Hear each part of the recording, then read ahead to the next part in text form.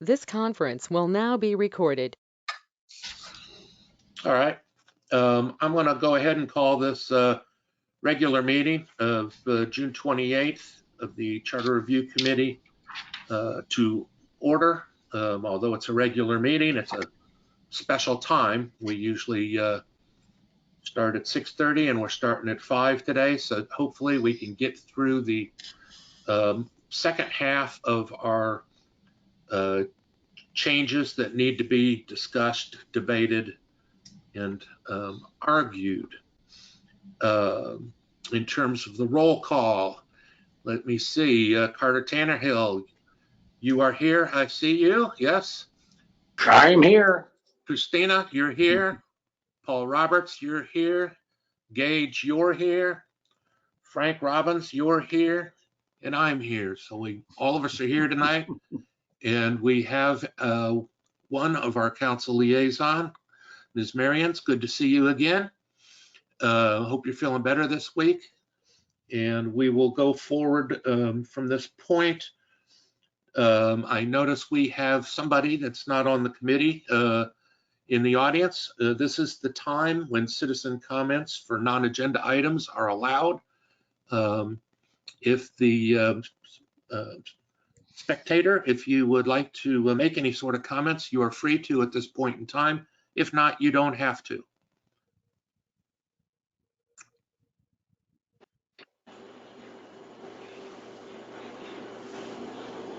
I will assume by your silence that you do not have any comments to make, and we'll go forward to the next item on the agenda, which is comments from the council liaison. Ms. Marion, you're the only liaison here today. You have any comments you'd like to make? Hi, good evening. Not really. I mean, I know time is running short, so I know you guys are kind of working feverishly to wrap everything up so we can get, or so you can get things in front of council. Really, I'm just here to answer questions or get answers to questions you might have. So if you have any, by all means, please let me know, and I'm happy to pass those on. Thank you. Okay, thank you very much. Today, I hope we can power through the rest of the contested, or, well, they're not really contested. They're just changes we need to talk about. And then once we're through there, I know there's a couple things we'll need to go back to, and we'll have the cleanup items of putting the whole thing back together again and going forward from that point. But we'll be in cleanup mode and wrap up mode if we can get through it today. So I hope we can power through today and get her done. Let's see. I will. Let's go ahead and move to we're using the same packet as last week because we got about halfway. We got almost exactly halfway from between the to the end or halfway through the number of pages anyway of the proposed changes. And just a special note, I did go through the original on Word and did a global search for the words pro term. And I don't know what the deal is, but it came back and it didn't find any at all. So I went through again and I just said pro space T, and it found 3 instances, and I've made, and those changes will be in red the next time we look at that document. And so hopefully we can vote on those in one lump vote. But they were all real close together. I was surprised I didn't find any more. Okay, if I'm not mistaken, we are moving on to section 4.01, which is entitled City Manager. This section has several changes in it. I don't know how contentious they are. I don't believe they're bad. in looking at the first paragraph,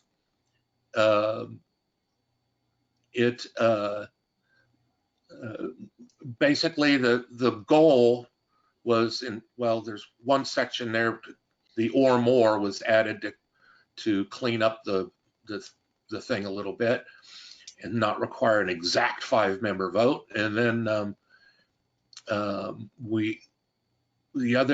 than that, we wanted to make sure that the city manager's compensation package did not get changed. Because it takes a supermajority to appoint them or to fire them, and requiring this change was made so that there couldn't be a simple majority to just lower their salary to 0 to run them off. So I don't think there's a lot of argument on the first paragraph. We did add the supermajority, 5 members or more, in the second sentence from the end of the first paragraph. Is everybody okay with the first paragraph? Thumbs up from Mr. Roberts, thumbs up from me, thumbs up from Gage, across the board. Okay. I think the area where we did have some issues, and I believe it's more wording issues than anything else. Some folks didn't like the suggested language of executive branch. And I do have some suggested wording for that to see if that helps. And that suggested language would be appoint, supervise, and or give direction to all departments, offices, and agencies of the city, with the exception of municipal court, and hire all, suspend and remove any employee, blah, blah, blah, after that. Again, this is one of those deals where I was just trying to clean up the language, because I can understand why some folks didn't like the term executive branch, so I just took it out. And I think he has control over everything other than the executive branch. The question is later we are talking about him being able to nominate rather than hire the city secretary, and have whether to nominate rather than hire the police chief. And if we make changes there, we may have to come back and make that language, if the suggested language is okay with everybody. It's not. It's not. All right. No, sir. What's wrong with it? Let me go back to 4.01B. That's what I'm talking about.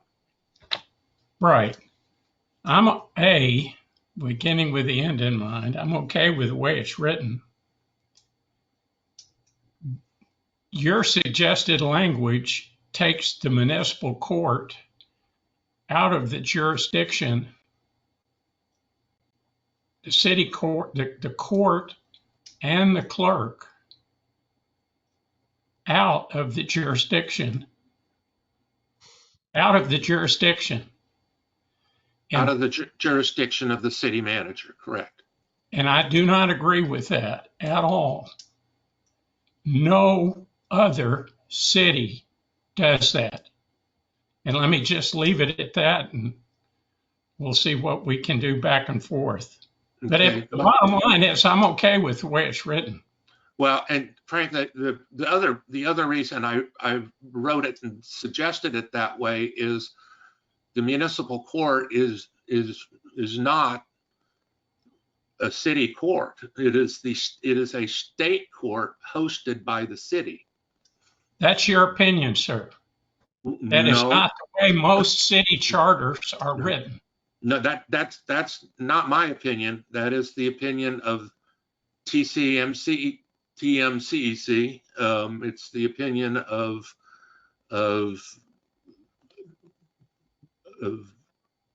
virtually every everybody I'm aware of. Aaron, do you want to try to add some light?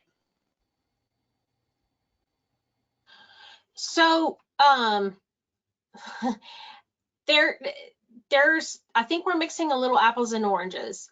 The court is a municipal court. It is authorized under state law. However, the prosecutors are prosecutors for the state of Texas. Now, so here's the other part to that. There's a difference between the judge and the court clerks.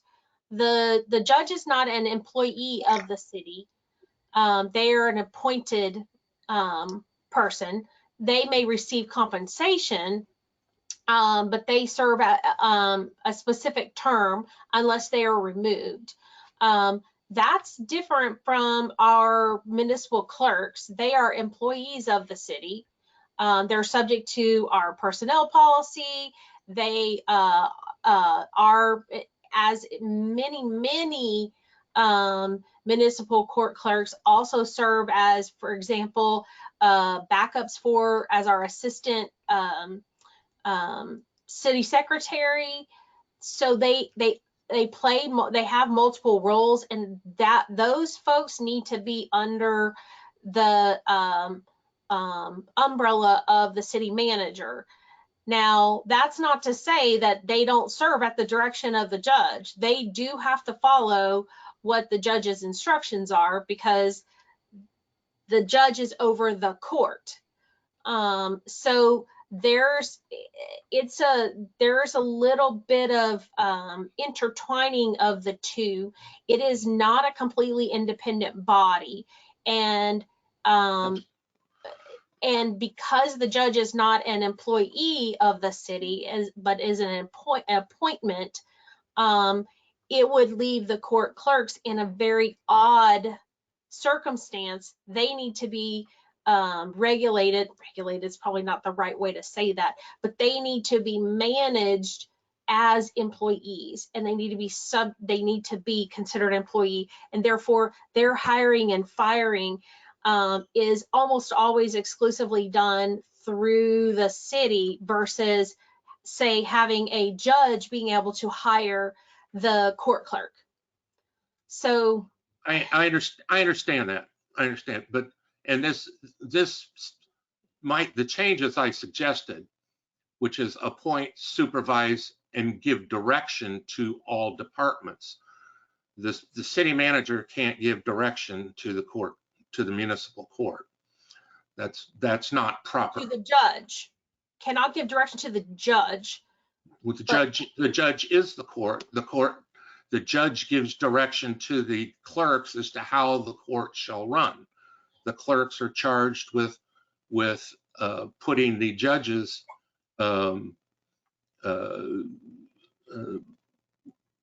documents together, all the paperwork. Documents together, all that sort of stuff, and following all of the standing orders that he writes.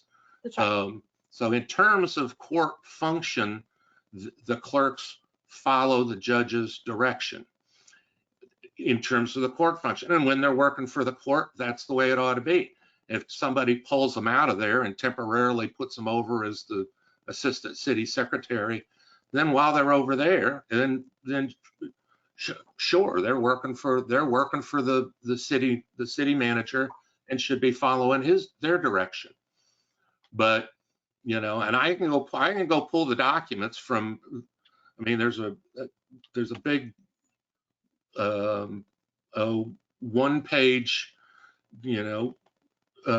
document that was put together by TMCEC, which is that's the organization that provides all of the education for judges and in the state, and ensures that they've got their judicial education requirements met. And it specifically says that it's a state court municipal judges are state judges that are hosted by a city. So I'm not saying that the clerks aren't city employees. I'm just saying who appoints them, supervises them, and gives direction. And I believe, we had talked earlier about the judges being able to select or nominate, at least nominate their own clerks, which I thought we had all agreed upon, but No, sir. Nope. Mm. Nope. okay.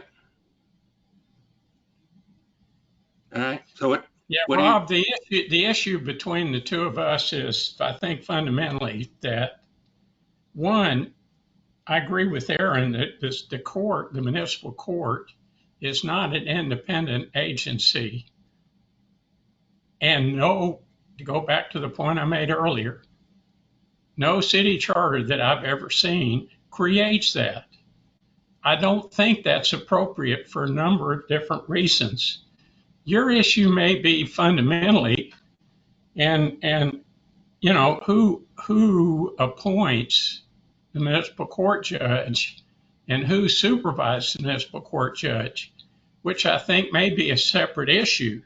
But the issue of creating an entity somehow that's out there separate from the city policies, personnel and otherwise, is just wrong. well, then your argument's not with me, Frank. Your argument's with the state of Texas. No, sir, I don't agree with that point, and I agree with every word Aaron said. All right. Well, I can do, this is all new tonight. So if I can either take a break, go pull that documentation from TMCEC, or, perhaps we can take a few minutes break a little bit later and I'll look for it. Somebody please remind me. Gage, go ahead. Yeah, Rob, I want to make sure I understand correctly. It's sounding like you're describing a situation where there's not much accountability at all for the municipal judge or the clerk to be accountable back to the council or the city manager. Am I misunderstanding that? Well, no, you're not misunderstanding that, and that's the way it is. The judge swears a oath to the Constitution of the United States and the Constitution of the state of Texas. The judge is guided by the laws of the state of Texas and the Constitution of Texas and the United States, and the judge in no way reports to the city manager. The judge is a state judge for, they've been ruled that they are state judges. Can they be removed from office? If they do something wrong, By whom? City council. Okay, so at the end of, I see Erin shaking her head. For those non-lawyers of us in, Well, they can also be removed by we have to abide also by a judicial code of ethics, and as judge, we're under the supervision of what's the Council on Judicial Qualifications and that sort of thing. They can remove this as well. who is they? Because it wouldn't be the code that removes you. Some body has to remove. No, what's the name of that body? It's on the tip of my tongue. It's not coming to me The right State now. Commission on Judicial Conduct. There you go. That one. Yeah. And who enforces that? It's an independent body. The State Commission on Judicial Conduct is an independent body. So there are two ways that judges can be removed. And Mr. Durbin's correct. One, because they are public officers, through their appointment, judges may be removed from office for incompetence, corruption, misconduct, or malfeasance in office. And so that can happen through the council level. A municipal judge may also be removed from office by the Supreme Court through formal proceedings that are initiated by the State Commission on Judicial Conduct. That part set up, that's your constitutional side. Barring any malfeasance or misconduct, typically the way that, you know, someone would be removed is through that other body, through the State Commission on Judicial Conduct. A complaint gets filed with Supreme Court of Texas, that kind of thing. So there is accountability for municipal judges to the municipality itself through to the city council. So that's important. I'd also, there's kind of dual. I just pulled up a little information. This is from the it's called Information for Texas Municipalities about Texas Municipal Courts from January 2020. TMCEC prints this thing up and supplies it to Texas municipalities because most city councils, or a lot of city councils, don't have any clue about the judicial system and how it works. Including ours, but I'll read the first paragraph to you. Unlike in some states, municipal courts in Texas are part of the state judicial system. Municipal judges constitute the largest segment of the Texas judiciary. Okay. Once a Texas city passes the requisite ordinance activating the court, the municipality becomes a local host of a state court. All right, that's from January 2020, the brief printed by the Texas Municipal TMCEC. That's the education information provided to cities by the guys that are in charge of making sure your judges are real judges. Okay. So I have a question. Paul, yes. So at the end of the day, if you guys can't agree on something, we need to have a vote and move the ball forward and make a decision, and then council can parse it and make their own decision. My question, I think, is for Aaron here, is if we make a decision, if our vote, is there a potentiality for, Aaron, you seem to disagree with Rob. If the majority of our committee agrees with Rob, and indeed you're right and he's wrong, what are the ramifications, the practical ramifications of that? Should the city council also agree with Rob? So here's, okay, I want to make sure that it's clear that I don't fundamentally disagree with Rob. Okay. He's right in several respects regarding the court. The court is an independent court. It is an arm of state court, but it is not completely independent. It only exists because the city establishes it through charter, and municipal judges do have a level of responsibility as public officers of the city. So they are not completely independent, meaning there is oversight by the city council in certain respects. Like I was telling you, malfeasance in office, things like that, they can be removed by the council. So, but the judge, because they're not an employee, it is a different function compared to how the function of the clerk typically happens in municipalities of our size and the kinds of courts we have. Now, in some larger cities, the clerks are elected or appointed. Here, they're, at cities of our size, they're typically hired, and they're typically hired by and under the umbrella of the city manager. So they serve a somewhat hybrid role. When it comes to functions of the court itself, purely operating decisions of the judge, they have to follow the judge's instructions, but they are also under the city manager in that they serve. For example, for our city, they are a department.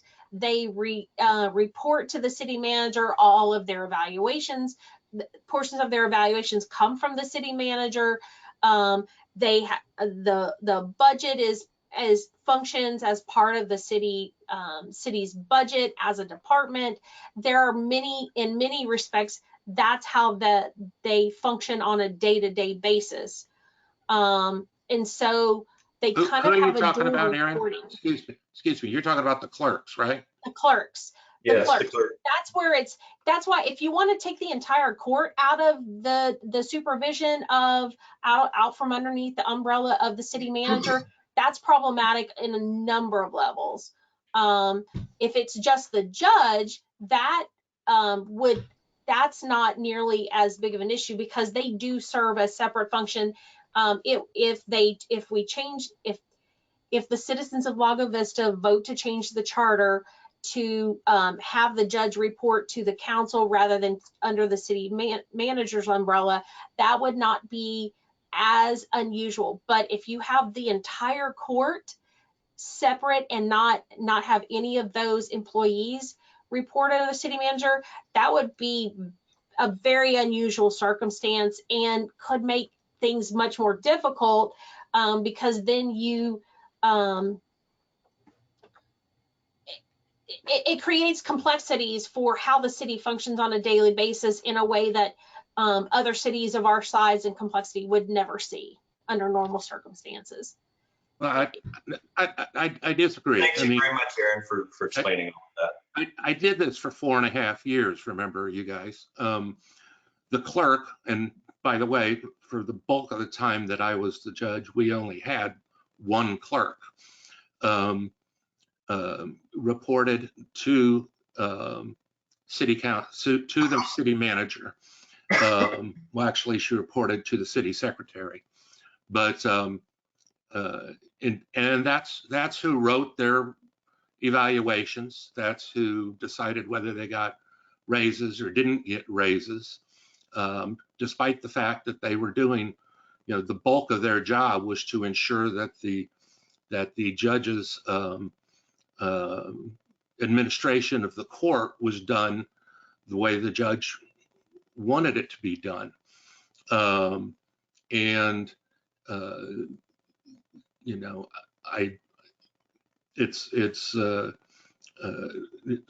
one person, and I'm not saying that they're not a city employee. Clearly, they're still a city employee. The city pays them. Clearly, they're still under all of the human resource policies and that sort of thing. From a human resources standpoint, if anybody's ever been a manager, when you're an employee, it's nice to be able to know which foot it is that's going to be swinging up and kicking your butt. And usually there's generally just one line of chain up from that. All I'm suggesting is that keep in mind the city manager has effectively no authority over how the court runs, other than authorizing the time of day and that sort of thing, and providing a courtroom, but that's pretty much the limit of their ability. If you have a situation, where Frank, you're shaking your head. What am I saying that's wrong? That the city manager has no ability to. This is going back to my shaking my head fundamentally. Let me try to agree with somebody with the point Gage is trying to make. It can't be an independent entity. It already is. Let me add. So if there are issues with the court that are brought forward by the people who are sending folks to the court, how do you deal with that? And What do the you mean? answer fundamentally in the bottom line has to do with, given the way the form of government we have, which we've discussed in some detail, the only way that's going to work out is getting to the city manager. And the city manager is not going to can or hire a municipal court judge unless he gets 4 votes from the council to do it. But the person who's in a position to bring issues plus or minus to the people that fundamentally hire them, which is the council, is the city manager. And he's going to get input from clerks and police departments and development services folks, and you name it. So the manager plays an important role in this exercise, and I think that's the point Gage was trying to get to. And I'm just looking at Gage to say, is that fundamentally what you, yeah, thanks. Okay, Well, that's my point. the city judge is a city is an official of the town, and I would assume, like any other city, any member of anybody that is a city official, that it would take a sworn, I mean, it ought to take a sworn statement of malfeasance of some sort, a sworn complaint against a judge by somebody, and that can be submitted directly to city council or through the manager to city council. I don't have a problem with that. That's not what I'm saying, because the council is independent of the city, but any sort of a complaint against a city councilman is going to go through the manager too. Correct?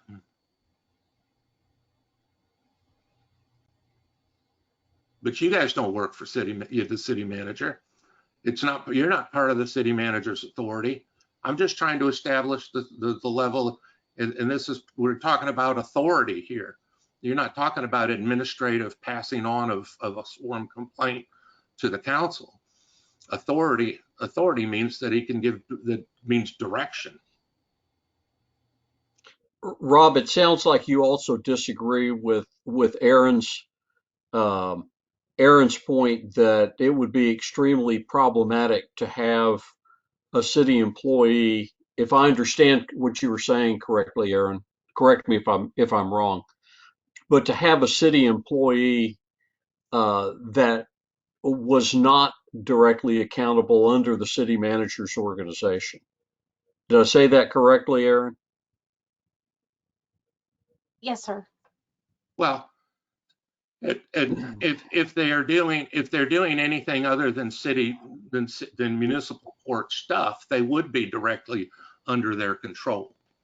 I mean, that doesn't mean you still can't have a hybrid employee that works sometimes in the court and sometimes as an assistant city secretary, which is, I think, what y'all are talking about, because that's the only thing that came about, except when they tried to make the clerk the party planner and stuff like that, which also happened. But you know, Rob, the court clerk spends money, right? And I would bet that the municipal court judge does not review how the court clerk spends money. Probably doesn't spend a lot of time with the court clerk on how to deal with folks that are paying the fines when they come in and they meet at the window when they have questions, or they're paying fines before they get to municipal court.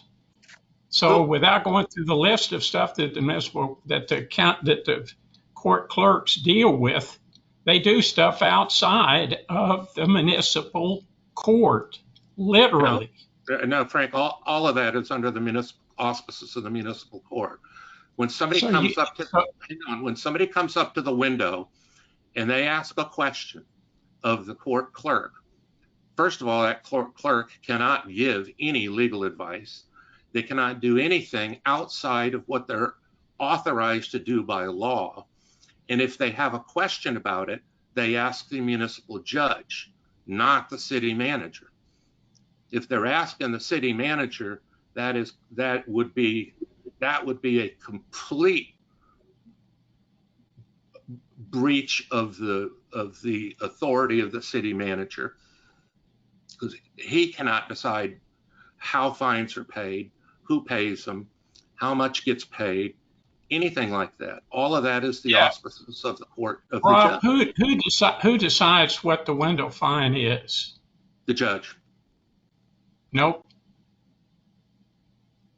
Yep. It's a city council ordinance.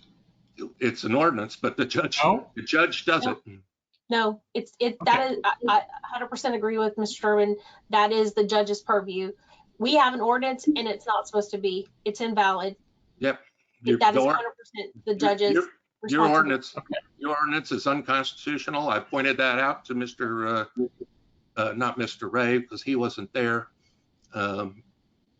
Melissa, the first day I was on the job, and pointed it out to Mr. Ray. I think probably his first day on the job, or at least the first day he talked to me. Yeah, they don't decide window fines. Okay. Robert, it sounds like I've also, let me give you one other example of why it needs to be the way it is. I have had clerks. I know my first clerk came to me with a problem once because during her review, her annual review, she was told part of the problem that her supervisor had was that she didn't keep the judges under control.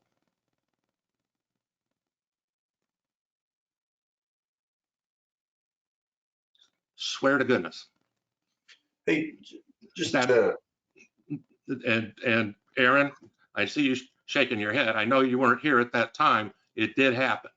I'm not doubting that it happened, sir. I'm just thinking that that's an absolutely crazy thing for a city manager or supervisor to have said, because it's the opposite way. Correct. That's backwards. That's correct. But that's what you have when you've got a clerk that's reporting to somebody else. Somebody else, they want, particularly when they're reporting to a city manager whose responsibility is revenue, man. We need revenue. And that, the pressure is going to be on the clerk somehow, the poor clerk, to get revenue. And they shouldn't be in that position. When they're doing court work, they should just be doing what is required of them by the judge and the law. And the law outlines most of it, and the very little comes through the judge. Okay. Paul Roberts. Just a quick aside for Aaron. If you could work with Mayor Tidwell to maybe get that ordinance on the agenda and get that revised, I think that would be the prudent, appropriate thing to do. Yeah, so I've known about this. I've had a discussion with our existing judge about it. We have gone through the process to make sure that all of the fines that were, as they were set by the original, that were set by ordinance, there's a lot of stuff that he has looked through our code enforcement officer, and I have looked at the fine structure to make sure it matches what's supposed to be there, and the judge has already adopted and by order, which is what they're supposed to do by law, a window fine schedule. We just have to have the ordinance repealed. So the window fine schedule that's already taken care of. Yes. You just have to repeal the ordinance. When I was there, I mean, a window fine is effectively a standing order by the judge, and that's what I had in place when I was there. There are a whole set of standing orders regarding process, window fines, several different things that are established by the judge. That's what lets the clerks do what they can do if it's not already defined by law. But and when they have a question about anything, they come to the judge, not to anyone else. And I don't doubt the new judges are doing that as well. I don't have any problem with how they're doing it. And you know, it's okay. Gage? Yeah, Rob, I just did a quick look at Cedar Park and Leander, and it looks like in both of those cities, the clerk is appointed to and is accountable to the city manager. I haven't looked up any others. Are you saying that they're wrong also in the way that they're doing it? I'm not saying that they're wrong. What I'm saying is I'd like to get a good charter that effectively tracks. I mean, both of them follow the law, but I think anybody knows it's good management practice that the manager of the person who has to give the employee the direction, should also have the authority to deal with them a little bit. I mean, that's just management practice. Well, that helps me a lot, because what I'm hearing now is that this issue is not a matter of state law, that state law is okay with either type of reporting structure we've discussed. Exactly. Okay, and so it's a question of which we feel is going to provide the most accountable system and effective system for Lago Vista and our municipal court. Is that right? That's what I'm shooting for. And and quite frankly, a lot of cities do a lot of stuff wrong, and as long as it's legal, I think, and makes sense, I think that we should, I know when I was an employee, I would like my boss to be the guy, not only the guy who instructed me and told me what I could do, but that's the person who kicked my butt if I didn't do it right, instead of getting my butt kicked by somebody from another department who may not have a clue as to what the judge told me to do. That makes absolutely no sense from a managerial standpoint to me. Carter, is that your hand up? No, I was really trying to cut me off the video because okay. Christine's trying to say something and nobody's asking her. I was just going to her. Christina, go ahead. So I have a question. How can we revise this to say something like the changes that you had made, Chairman, except when someone is doing judicial duty, except when that court clerk is doing municipal court work? I mean, because I know that we do have kind of seesawing, but when are they on? That's my point. Is when are they on loan and to whom? Exactly. I mean, what the current ordinance or charter says is that they belong to the city manager, and effectively they are on loan to the city court. Appointing and supervising and giving direction to as well. I mean, and I like your notes on the side too about the police chief. And, I mean, like, where does it, this is a loaded statement right here. B is very big. So how do we word it better? Yeah, well, that's what I was trying. I mean, and I basically just excluded the municipal court because the court is a state court. The police department is a city police department. The state court is a state court, and that's the only one I excluded from this. And we have other issues that can come up as to who hires and fires the police chief and stuff like that later. But I and this direction that's coming from TMCEC and the state, and it hasn't been that long since the state actually confirmed that the municipal judges were actually state judges. They weren't considered that until not that long ago. But I don't want to give a history lesson.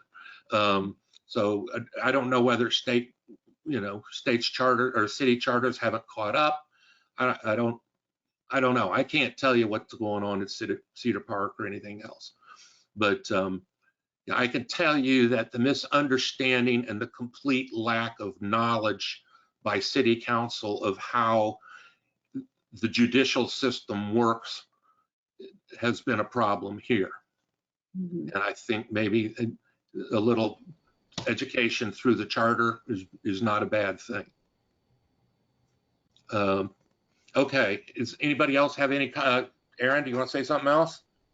I think one of the things, if you look to the Texas Government Code, section 29.010, and that talks about the municipal court clerk. And this highlights kind of the hybrid nature typically of municipal court clerks. And what it says is, in a municipality that provides for the election of a municipal judge, the municipal court clerk is elected in the same manner. That doesn't apply because we're a home rule city. Subsection D of that same section states that. But it talks about a city secretary who serves as the clerk may be authorized to appoint a deputy clerk. That is the relationship that we have had.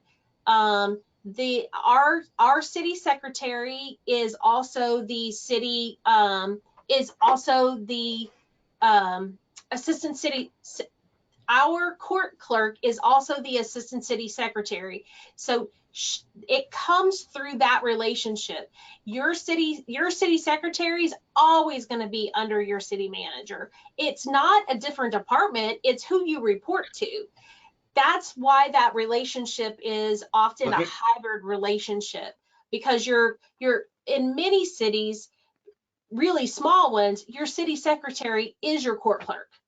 They have that dual role. In our city, it's a quasi dual role in that they serve cross functions for each other. Now, because our city's gotten larger, our city secretary doesn't always serve, would not serve as our court clerk, because we have a court clerk and an assistant court clerk to provide those functions. But you have that tie back because the court clerk is the assistant city secretary and very often serves in that role. So that's why I'm saying it's a hybrid role for cities of our size. If we were a large city, your court clerk would not likely be as tied to your city secretary. But for smaller cities, it is very common for it to either have those connections or to be the same person. So, that's true. But here, while I was judge, they changed that and they effectively, the court clerk was, Robin was made the court clerk. And I don't think Sandra can even serve as court clerk because she hasn't maintained her clerk continuing education. So she can't do it, although she would show up at the window and do it at times, which I thought was not proper. But again, because I was just the judge and nobody listened to me, because she reported to the city manager, it continued, and it probably still continues to this day. I have no idea. I don't. Do you have an assistant court clerk now, Aaron? Yes, Oh, we okay. have an assistant court clerk. But Robin also serves as the assistant city secretary. I understand that. So you have that dual role. And I'm not stating that while she's doing the city secretary work and that aspect of it, she reports directly to the city manager. I don't have a problem with that. And and maybe it is difficult to word, and we may need to pass on this and put it as one of the trouble spots we got to come back to and clean up. But yes, Paul. No, let me go to Christina first. Christina's had her hand up. Yeah, Christina. I'd like to make a motion to put this on our to be discussed more. Okay. Second. All right. All in favor? Second. All in favor? Aye. Okay. Thank you. Hey, Mr. Chairman, as you know, I had sent an email to you and our council liaisons yesterday telling that I'm a little sick and under the weather. I was concerned I wouldn't be able to make it. I'm not going to be able to endure. I've got to go. So if you'll excuse me, I apologize. I won't be able to participate the rest of the evening. I understand. So, Thank sorry you. we started off with such a tough one. Hope you feel better, Paul. Thank you, guys. You're welcome. Okay. All right. Also, while we're here, I would like to just say that H and I have different font sizes just to have it all, looking good. H and I. Okay. They just look a little bit smaller. I'll check that. Okay, thank you. Or maybe even the next page. I don't know. I can't tell exactly, but I know that Okay. H and I.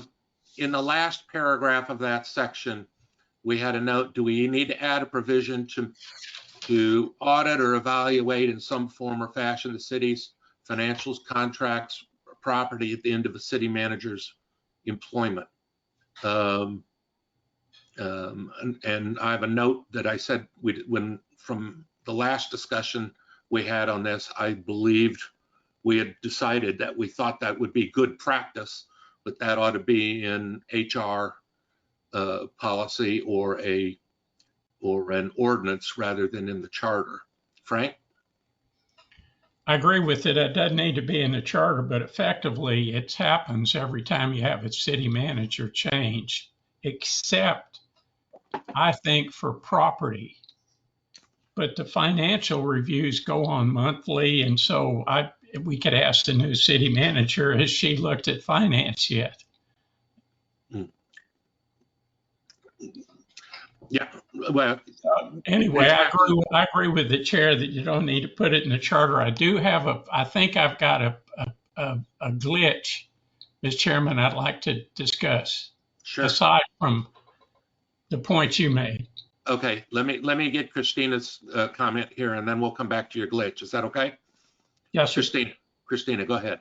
I too would like to see something like this put into an ordinance or a charter or something like that. I definitely think there should be a closing of the books kind of, as well as property, as well as when the new person starts, we kind of,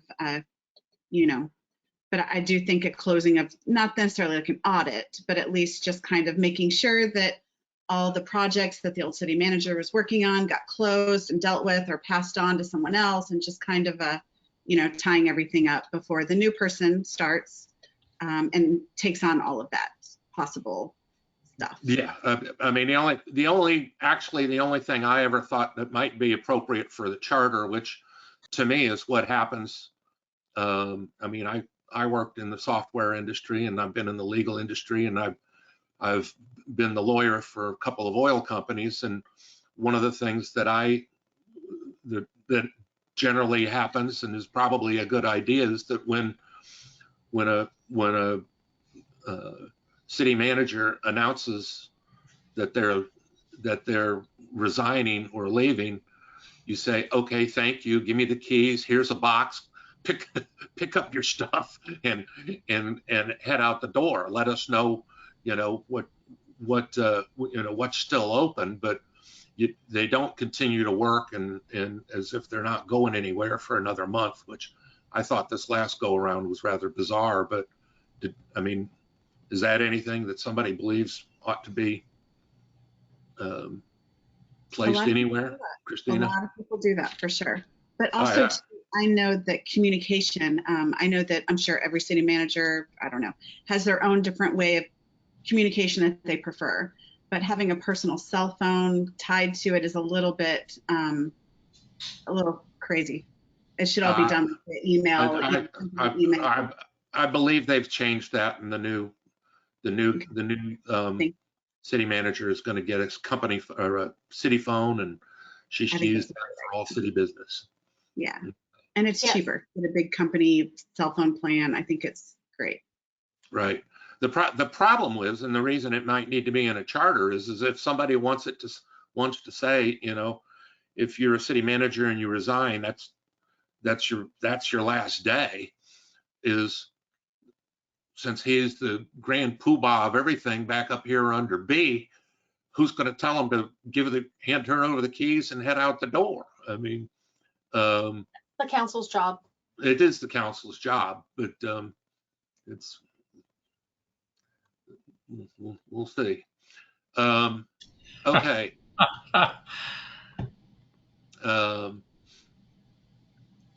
The city manager, subject to the approval of council, the city shall appoint. My suggestion was to nominate that as the city secretary. Rob? Yeah. Can I go back to Oh, yeah. I'm sorry. Your glitch. point I'm that sorry. paragraph? Your glitch. I'm sorry. I forgot. Which paragraph are we talking about? Last one, the highlighted last section that says city manager only by majority, well, except for the purposes of inquiries and investigations under this subsection, the city council. I don't think that's in this subsection. I think it's in 323. So I don't think that except for purposes of inquiries and investigation under this subsection doesn't address the exceptions to inquiries and investigations. I think that's in 3.23. That's all. Yeah, I think the 3.23. I just don't think it's in this subsection. It may be in 2 or 3 other places too, but It's in 3.21. The council. yeah, it's in there too. Right.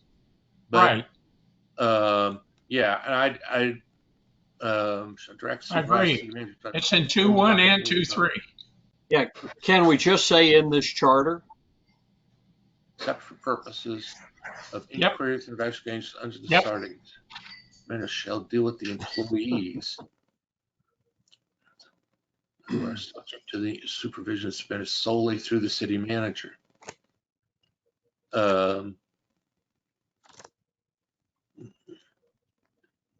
Yeah, I think so. Yeah, under this charter. Let's just change that to charter. I think that's a good catch. Thank you, Frank. Thanks, Gage. Thank you, Gage. Yeah, that's right. Gage. Thanks, came up Rob. with that. Your catch, Frank. No, yeah, I caught it, but it's in more than one Frank's place. catch, And Gage's that- lingo. Durbin caught that one. Yeah, Frank's Gage's and Gage's lingo. That works. Okay. All right, let's move on then. City secretary. The city manager shall, subject to approval of council, shall appoint a city secretary. Again, you know, do we want to say nominate and then have the city council actually appoint them? I think you know, because we have city council members that believe when it says shall appoint, that means that they've got to approve it unless they've got some really big major problem with it. Whereas nominate, I think, requires a little more looking at it by the city council, since they're the ones that appoint them. I would be into the nominate. I would be into changing it to nominate. Okay. And I notice we would need to add then that and the city council shall appoint. Is that language everybody agrees on, or does everybody think the city manager should be able to just hire the city secretary? Well, that's not what That's the not what it language says. Rob. Rob, that's not what it says. It Doggone says, It says clearly subject to city council approval. It says that, but you have had city council members state that if it says, hey, the city manager appoints them, we can't, all we do is approve it. You know, no matter who he appoints, unless there's some. Whoever that council member was just Yeah. dead wrong. I moved to approve it. I moved to approve we approve the word nominate. There was more than one. And when there was the appointment of a new municipal judge, not a single word was said in open session. There was just an approval of who the city manager picked. No questions about the scoring matrix, no questions about this. And this is the same sort of thing. I know y'all think I got a bone to pick, and I do. I think that demonstrated a bunch of problems with the city. Go ahead, Frank. No, Christina, you're first. Okay, Christina, I'm sorry. So the way that the city manager position now has been looked at with bringing in multiple people, reviewing multiple, I see value in having choices, and them just saying, okay, I appoint one person and you approve it or disapprove it or whatever. I would rather have, like, these are the 2 people that I've come up with or 3 people that I've come up with. Here's their backgrounds, here's their resumes, here's everything. I'll let you finalize it. I see value in having more than one choice. I do too. And I mean, they can nominate more than one person if they want to. But if it says that they shall, subject to the council shall appoint, then that's a specific person. Frank? I'm going to make a motion Okay. that we recommend that the word appoint be changed to nominate. Okay. I'll second that. Second that. All in favor? Aye. Aye. All right. Oh, can I ask for a clarification before we, and then possibly vote again? Does your motion also suggest that the council shall then appoint a city secretary? Wording needs to be added to that effect. No. If it's not, somebody's got to appoint them once they're nominated. This is about the city secretary, okay? The city manager, subject to the approval of the council, shall nominate a city secretary. Okay. And city council shall appoint the secretary. Somebody's got to appoint them. I hear where Rob's coming from. If we just change the word from appoint to nominate, what that means is that the city council is giving their approval for him to nominate, not to appoint. And so, right. So we need to change it now and say, city manager shall appoint and subject to, shall nominate. Yeah. So, and then appointment would be based then on city council approval by council. Correct. I'll copy the wording that's in the when we finally agree to it, if we do, that's in the municipal court section on the nomination and appointment, and I'll bring it back to you.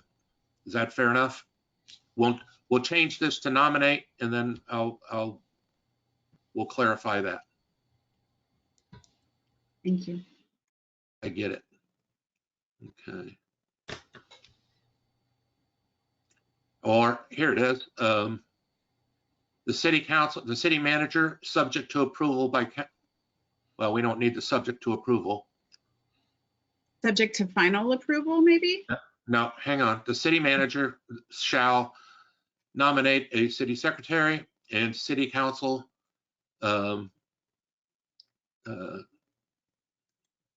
shall appoint from the nomination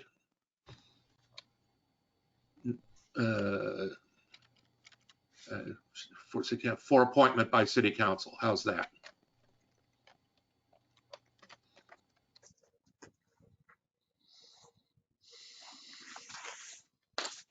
Okay. All right, thank you. Let's move on.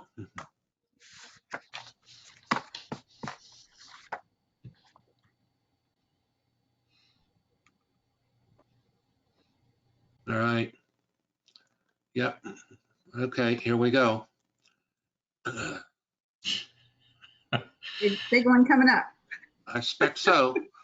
4.03, the municipal court. Is this what we just decided to postpone?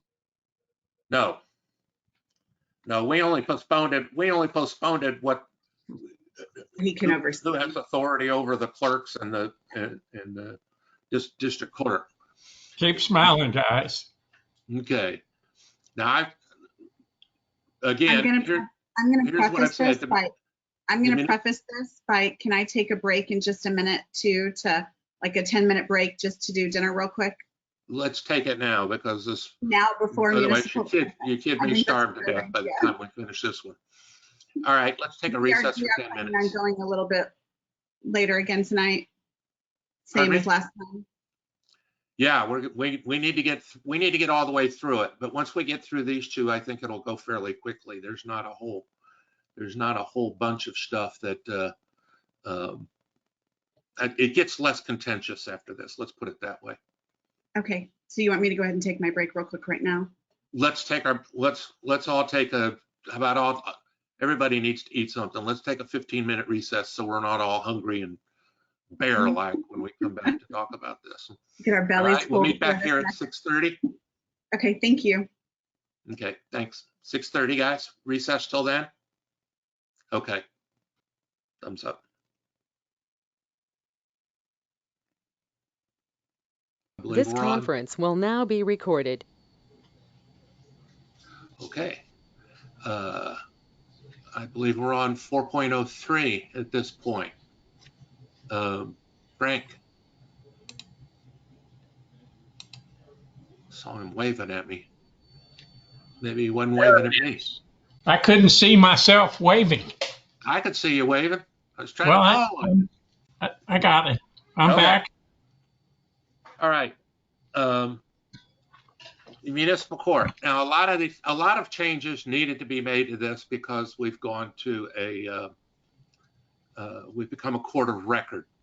So that requires different kinds of judges, and it requires other stuff as well. But for the most part here, we are dealing with some of the other issues, same issues as well, and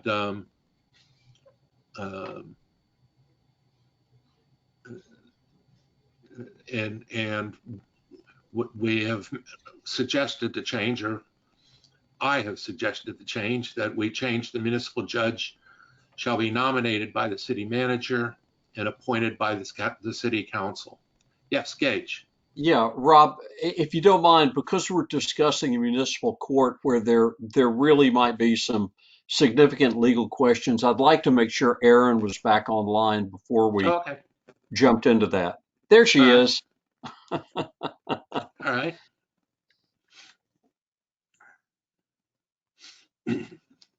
You do know I've been a lawyer for 33 years, though, right, Gage? Okay. Christina. I do like nominate for this one as well, just like the city Okay. secretary. I like the word nominate as opposed to appoint.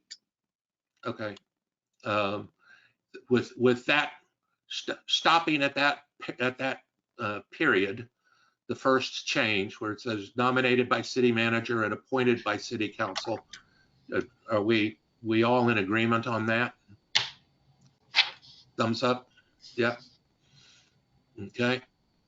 And then I also stated, because there really wasn't much in here about this, the associate judges, I put any associate municipal judges deemed necessary shall be nominated by the municipal judge and appointed by the city council. Um, that seemed to make sense to me. It also seemed to make sense as to what happened this last time.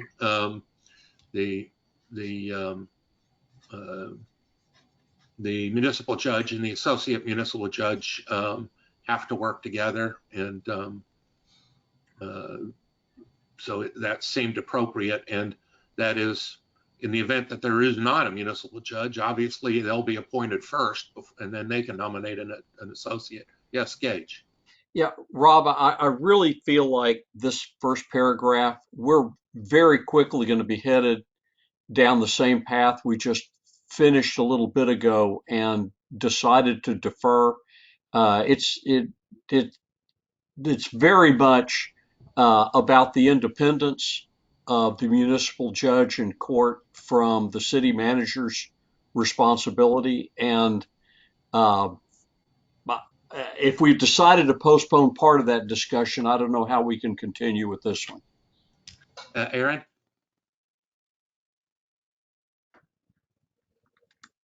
Thank you, Mr. Chairman. I think the one thing that I want to make sure the group looks at and focuses on with regard to your municipal court is section 30.00006, excuse me, of the government code, which specifies the qualifications, appointment process, all of that for your municipal judge for a municipal court of record. It states specifically that the governing body shall by ordinance appoint its municipal judges. So appointing the, I think the requested ad would be in conflict with state law. It also specifies the qualifications for the judge, meaning they must be a resident of the state, citizen of the United States, licensed attorney in good standing, and have 2 or more years of experience in the practice of law in the state. If you choose to set something different, then you're going to be in conflict with state law. There are, the governing body has the authority to provide by ordinance for the term of its municipal judges. The term has to be for a definite term of 2 or 4 years. And it also provides, additional details. 30.00007 talks about your presiding judge. So I really want to make sure that y'all are focused on that language when you're looking at this particular section. Okay. All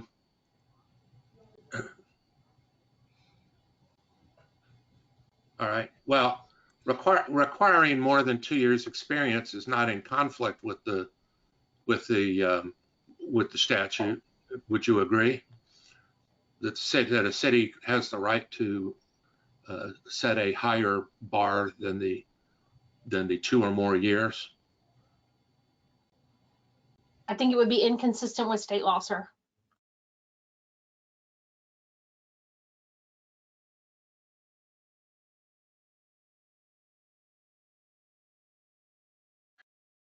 The fact that it says the governing body shall by ordinance appoint its municipal judges, that's what I'm trying to do, because the old one is the city manager appoints, and the old charter said the city manager shall be appointed by the city manager. He's not the governing body, correct? Yes, you're 100% right there, sir. 100%. Okay. Yep. All right, but you're saying that the city cannot require a higher standard of requirements than what's in the city in 30.0006. I would not recommend that you adopt or recommend changes to the charter that would be in conflict with state law. 2 or more years, it's not in conflict, it's more years. Right, state law allows for appointment of someone who has 2 years, as little as 2 years. what the city often requires more than that is a minimum, correct? Yes, sir. That is a Okay. minimum. Well, the city can require more than the minimum.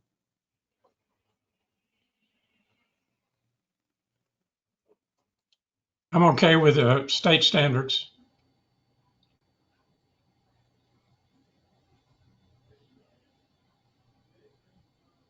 Okay, I'm not. I want somebody. You guys got to understand something. And you know, none of us ever think it'll ever happen to you, but if you get arrested and you get pulled over, this is going to be the guy setting your bail. And somebody with only 2 years of experience setting your bail, you know, cities, and I think if you'll take a look in other city ordinances, you'll see that many of them require more than 2 years experience. No, sir, they don't.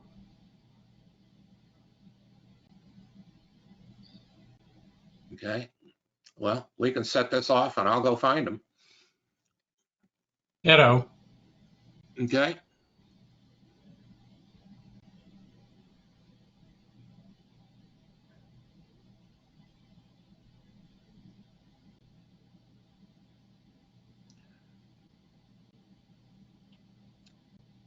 I think the one drastic difference between municipal courts of record versus non-record is there are no qualifications that are required if you're a municipal court of non-record, as we were up until March of this year. You don't even have to be an attorney to serve in a municipal court of non-record. So I know that, but you can always, a city that there's no problem with the city requiring more than the bare minimum required by the state to be a judge.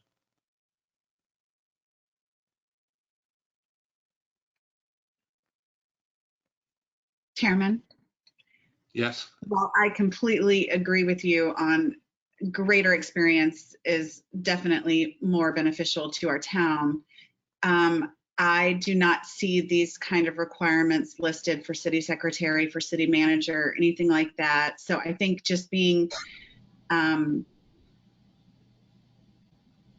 those sections, we don't list minimum requirements for the city manager, which, I mean, obviously they should have history, work history and qualifications. We don't necessarily list it out here in the charter. So I can see leaving this out and saying that, based on the state minimum requirements. But I do believe that having a more experienced and qualified judge is definitely beneficial for our town. But I don't think that we need to list it out here in the charter because we didn't do it for the city manager. We didn't do it for the city secretary. So it's just in having the same things. We do for the city manager state that their previous experience and that sort of thing should be looked at, and deference should be given to folks that have had some experience. City manager who shall be chosen primarily on the basis of his executive or administrative training, experience, and ability. So there are some standards given, and this is a the fact that it requires a you can.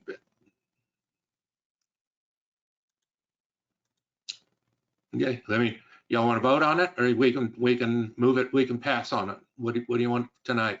Gage, your hands up, I'm listening.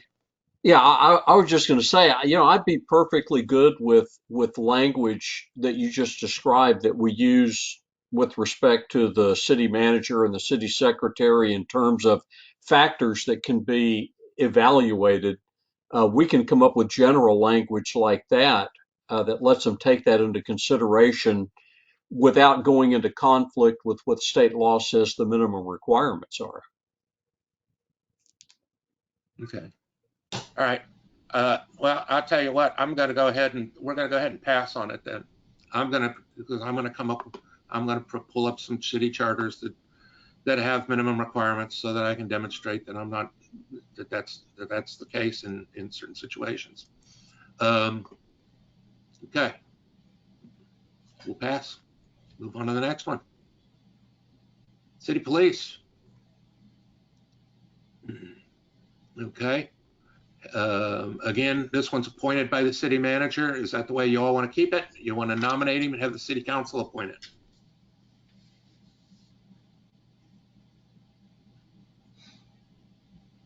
I think nominate and city council approve. I'd agree with that.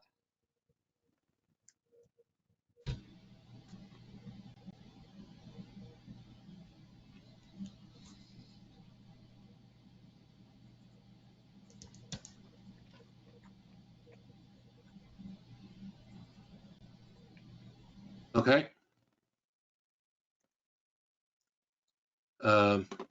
Thumbs up on that. Everybody like that? Everybody? Or okay, that surprised me. That's when I thought everybody'd say, "I'll let the city manager do it." But okay. Rob, the city manager isn't doing it. The difference between appoint with the approval of the city council and nominate is zero, except for the fact that the word nominate as opposed to appoint does have a real different meaning. And so I think that's a good word. Well, if it's got a real different meaning, how is the difference zero? Oh gosh, I don't want to argue about that. Let's move on. Nominate's good. Let's.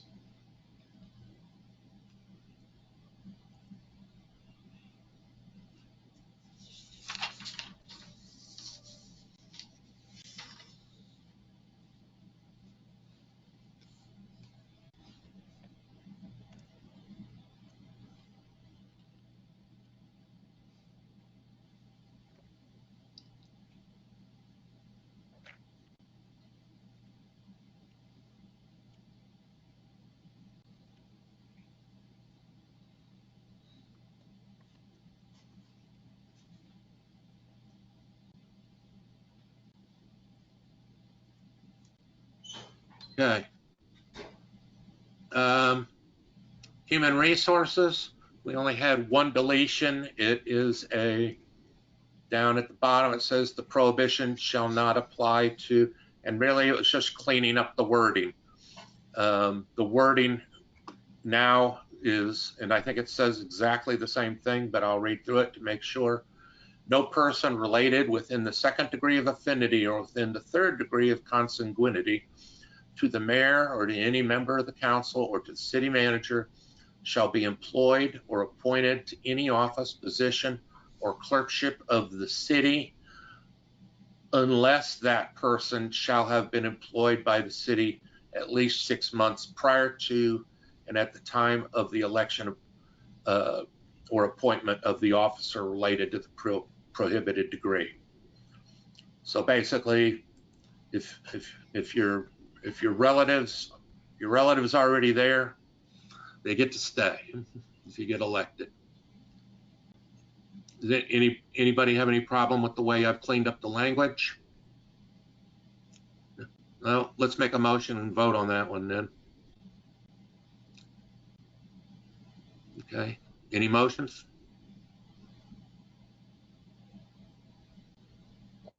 I make a motion to accept the clearer language that you provided on Okay. the charter. Any seconds? Second. All in favor? Okay. There's a highlighted portion above that says shall be at will. The note is really not to make any changes. It's just pointing out that with a big old fat policy handbook, it's probably the at will status is, we won't know how good it is until a lawsuit tells us. That's because Oh, goodness gracious. that's not me. Adding a bunch of policies can can mess up employment, it will. That's all I'm stating there. It's not suggesting any changes are necessary. Okay. Move on to 5.01, city elections.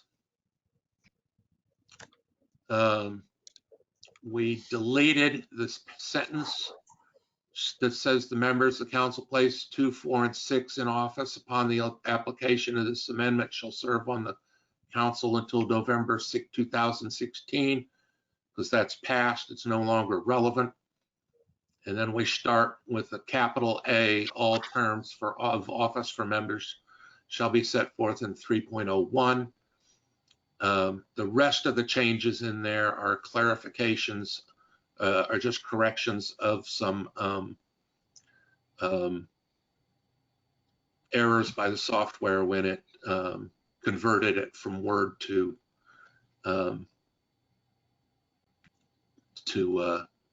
actually, it was when it was converted from PDF to Word, and then they're still there when it's back. So wait, I was just cleaning those up. And then we also discussed adding F, a sitting council member filing for re-election for the same position shall file for election 15 days on or before the filing deadline. That, you know, we put that in there so that we wouldn't have an open seat if somebody decided not to run and didn't tell anybody. And nobody ran against them or for that seat that's to be vacant. I also deleted the and at the end of D because E is no longer the last one, and put an and at the end of E. And there is also another conversion correction in there under C. Do these changes all work for everybody on this one? Or does anybody have any comments? Do I have a motion? Gage. I'll move to approve the new language as drafted. Thank you. Any second? I'll second. Okay, all in favor? Aye. Aye, aye, it's unanimous. Aye. Okay, thank you. Let's move on. This is the way I was hoping it'd go all night long. Okay, section 5.04. Plurality. Do we still want people elected by plurality, or do we want to change that to majority? If we change it to majority, we will have to put in provisions for a runoff. Well, there are provisions for a runoff in there. I guess we could leave the same ones. That the provisions for a runoff that are currently in there is if there's a dead tie amongst the two top guys or girls. Gage? Yeah, this is one that I felt pretty strongly about. The way that we're set up right now, we could wind up with somebody taking office who a majority of the citizens voted against. That's correct. And in my mind, that is an issue. And I understand the change to majority opens the door for the possibility of more runoffs and that sort of thing. But, you know, someone coming in and taking a council seat where 60% of the people voted for somebody else, that one bothers me. Okay. All right. And as I said, I lost the plurality election, so I didn't have a real problem with it. Those were the rules. I lived by them. I don't have a problem with it, but I certainly understand Gage's point and believe it to be a valid one. Ms. Silvera? I just want to make sure we're talking apples to apples here. If for an example, Gage's example, 60% of the people voted for someone, they would win by plurality and majority. Plurality means you just have to have one more vote than the other guy. So there's no way you could have the majority vote and lose. You can if there are more than 2 people running. We have we've had in the past, and we currently have a counselor on the council that is sitting there and had 60% of the people vote against him, vote for somebody else. That's Gage's point. Okay. So the opposite, you couldn't lose if you got 60% of the vote. Yeah, but just receive them. but you could win by not having a majority of the vote. Correct. Okay. That I just want to make sure we're all talking That's about what- the same thing.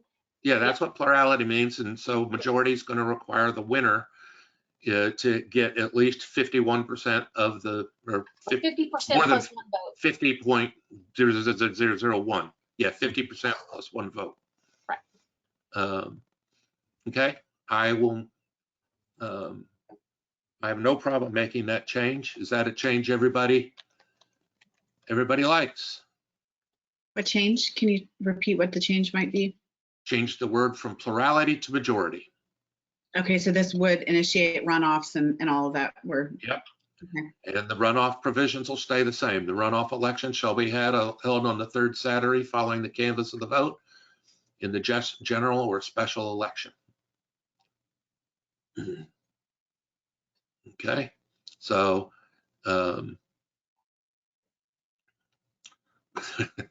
We probably need to change some language, Rob, that says that in the event that no candidate receives a majority, What happens? the top 2 vote getters would go into a runoff.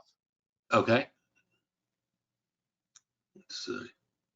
And then what happens to the seat until then? And did we already cover that in the city council section? Well, Election. yeah, it's going to happen within 3 weeks, third Saturday following the canvass of the vote. So it's going to happen pretty quickly. It'll either remain, I think a seat can remain open for a month. I mean, or they can, yeah, there's holdover provisions, or they're actually, or they can appoint. Do they hold over, or is there a special, or is there an appointment? Holdover, is that the way it's written now? Okay. Yes, Everybody okay with that? Well, that's not on here, so I'm not gonna, that's not in this one, so I'm not gonna make, okay. And I hope the day comes that we have a ton of people filing for an election. But what happens if we have more than one seat that then doesn't get a majority and then has to, or, No, then there's a separate special election for them, okay. for that seat. And then quorum will be met and how? I guess Well, that'd be a pretty wild circumstances if we had I mean, that I many hope we get people some and kind of 4 of participation. them were in a runoff, but that'd be pretty wild. Then I thought, well, there's holdover provisions, so there's still Okay. a quorum. Perfect. Making sure we're covered. In the event no candidate receives a majority, then the top 2 candidates that received the highest number of votes shall compete in a runoff election.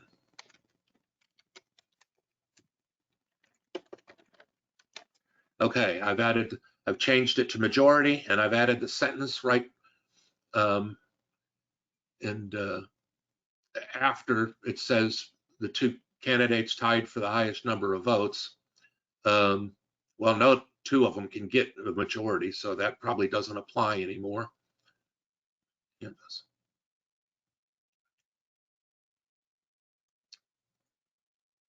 Okay. All right. How about I delete the candidates who tied for the highest number of votes, and the council shall, upon completion of the official canvass, order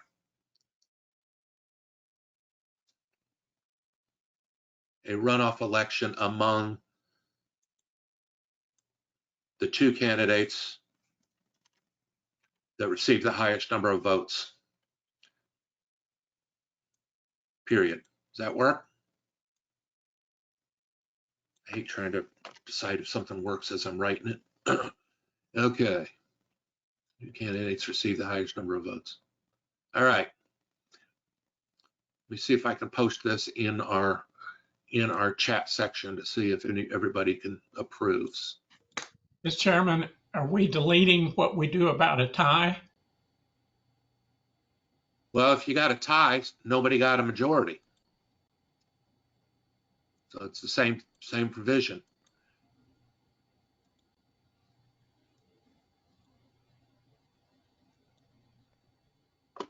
No, it could be 50-50.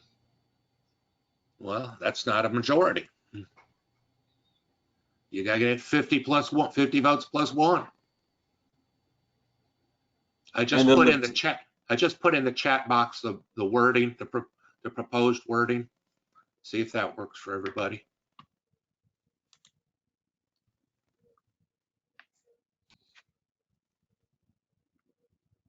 Our mayor is in there via plurality.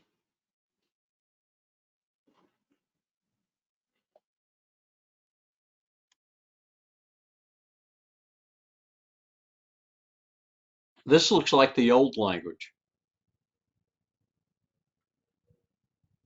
Yes. Yep. Is it? It didn't copy. Yep. Oh, dang. It didn't copy over my changes. Oh, shoot. Let me see if I can do some magic here and make that happen.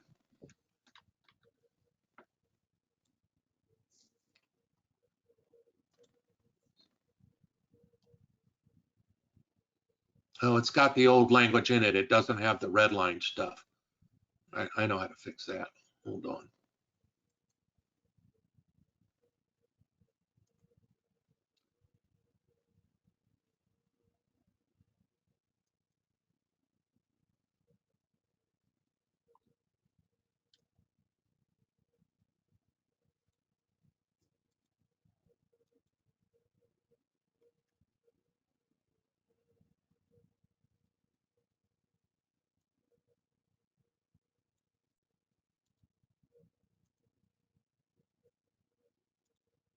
Sorry, but I got to do this so that I can hit the undo and go back to have all my red lines in there. There we go.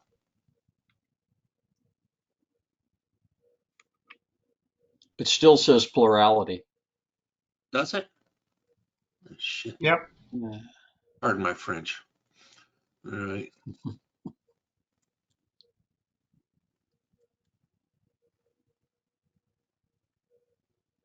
Accept the changes in there. All right, it does not say plurality in what I'm copying. Let's see if it says it when, let's make sure it doesn't say it when I post it again.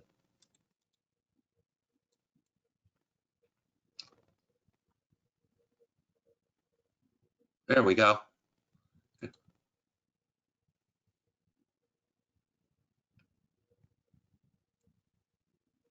Still says plurality.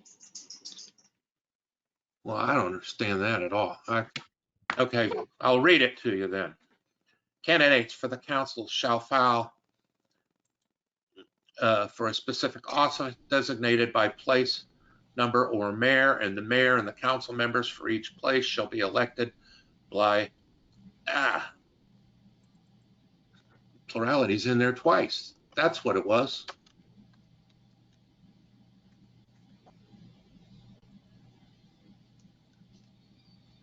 That's what it was. I didn't see, I didn't have the first.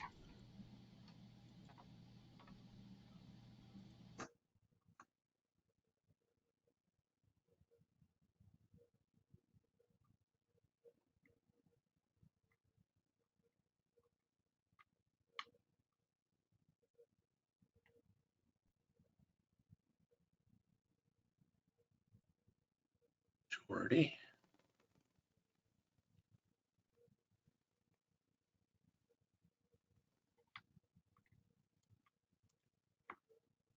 There we go. That got it?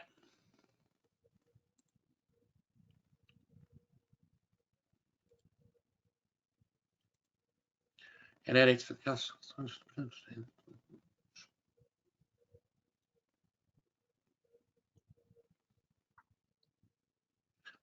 I kept correcting that second majority and not the first plurality.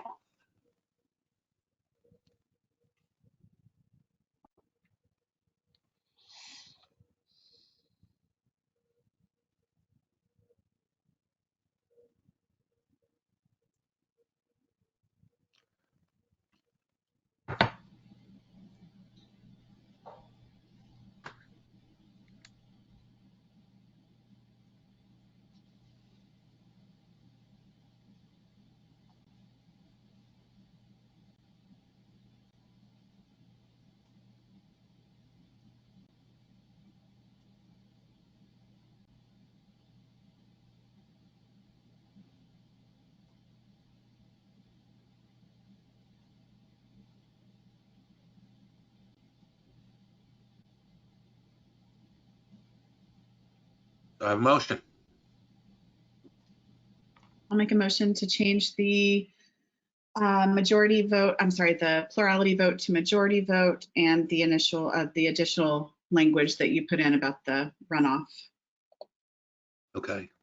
All right. So the language that's posted in the current chat section is acceptable to you.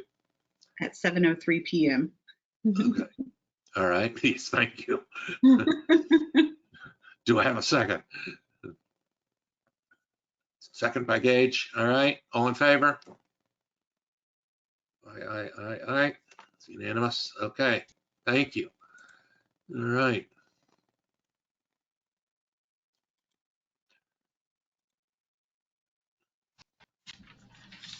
Power of the recall.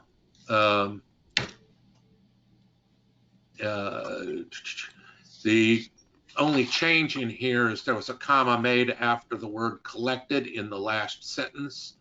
And for some reason it redlined the old collected and put in a new collected and put a comma after it, but that's the only real change.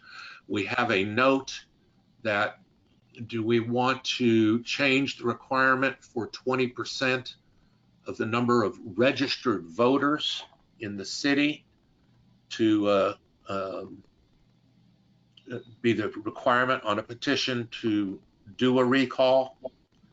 I believe the argument was that that's an awful lot of people and that it may require more people than actually got the person elected in the first place.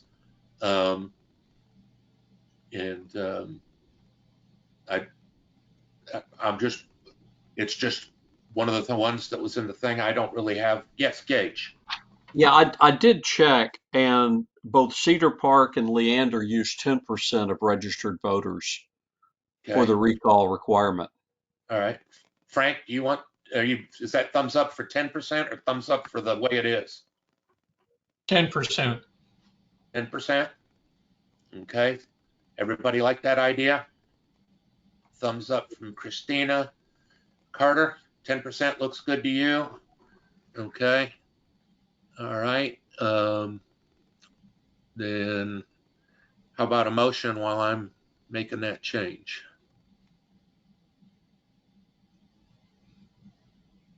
I'll make a motion to change it from 20 to 10% of registered voters.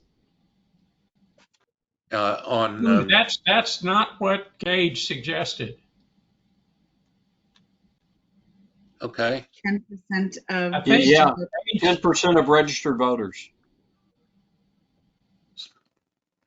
I want to clarify the motion that's on the table now, and that is the motion to just change 20% in the fourth line, which is the requirement of qualified voters on a petition of registered voters who resided in the city to start a recall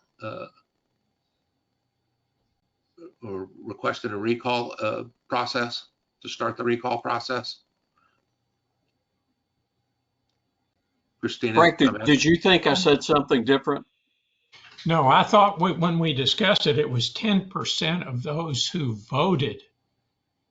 I don't have a dog in this hunt, but either one is okay. 20 is too much. 10 are registered, or 10% of those who voted. Either one I'm okay with. Yeah, 10% of those who voted is I would have a problem with that, because that in an off-year election, that could be pretty small. And, you know, I don't know that you want a whole bunch of people that couldn't be bothered to get out to go vote the first time overturning an election. So 10% of registered voters, is that what we're talking about? Christina, is that what you're talking about?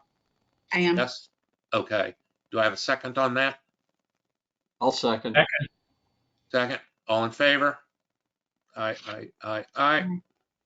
Okay. That is.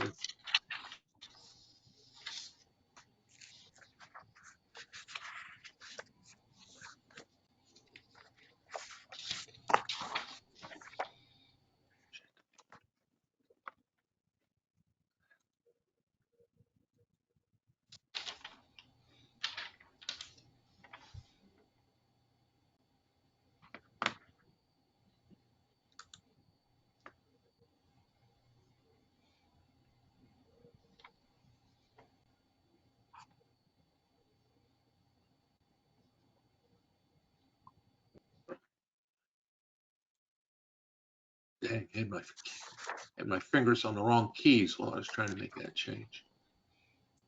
All righty. And adding the comma after collected, I assume that's that everybody's in thumbs up on that one. Okay, that's a non-substantive change. All right. Okay.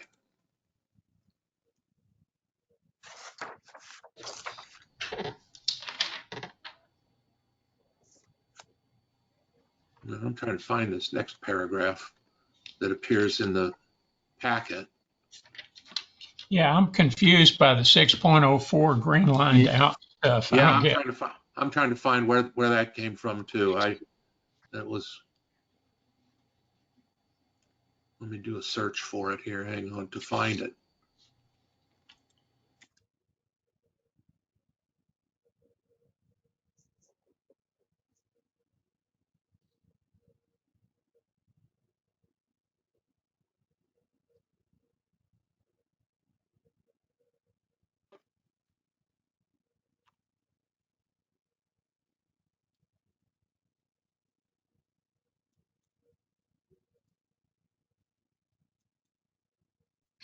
It looks like it wasn't part of 604.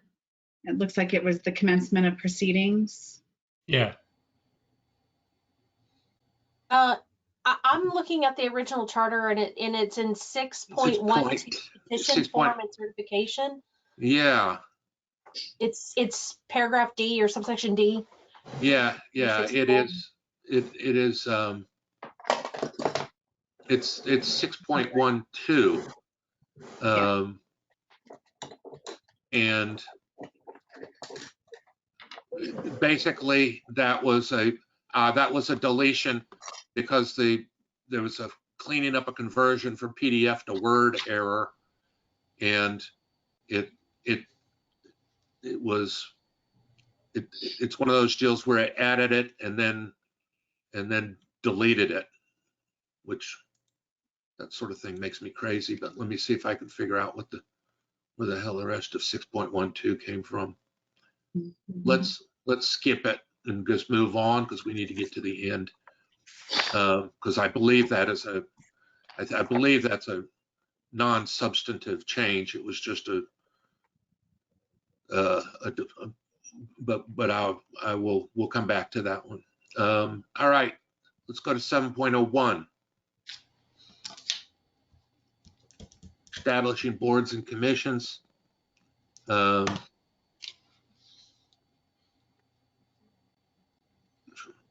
see.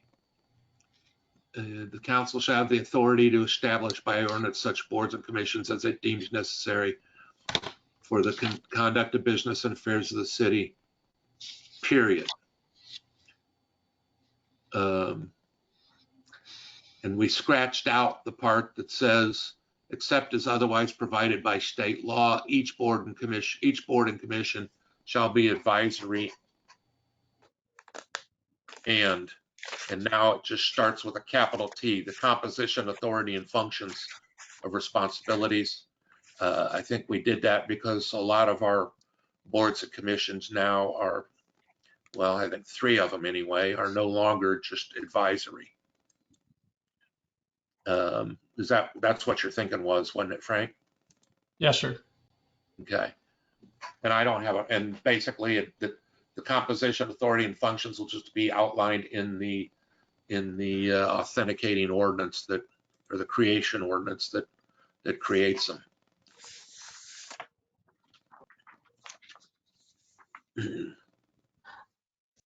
Aaron, is that in conflict with state law?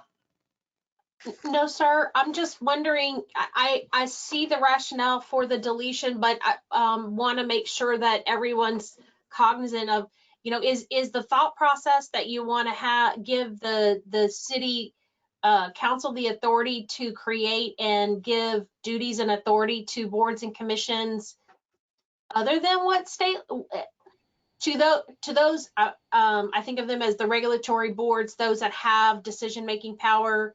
Is it your thought that you want to give the city council the authority to give them other duties or duties that are not consistent with state law?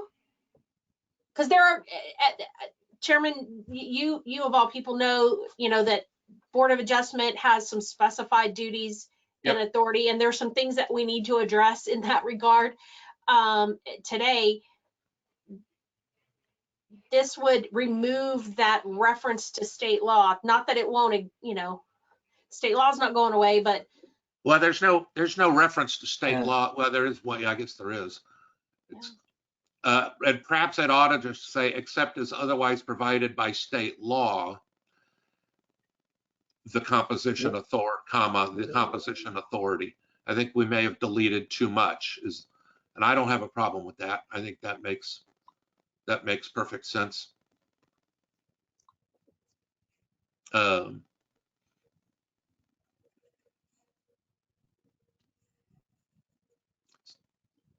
So the sentence would now read, except, and after Aaron's comments is, and I agree with her, except as otherwise provided by state law, the composition, authority, function, and responsibilities thereof, and the qualifications and procedures for the appointment, removal of members. Basically, all we're eliminating is each such board and commission shall be advisory. And I make a motion to approve that change, keeping state law in there. Okay. All in favor? Aye. Everybody good with that? Okay, there we go.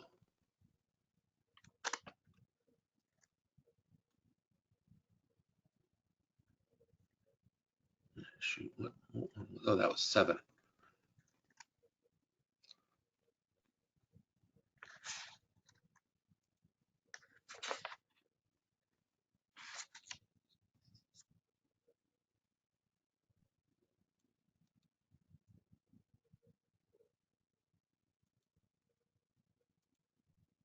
Okay.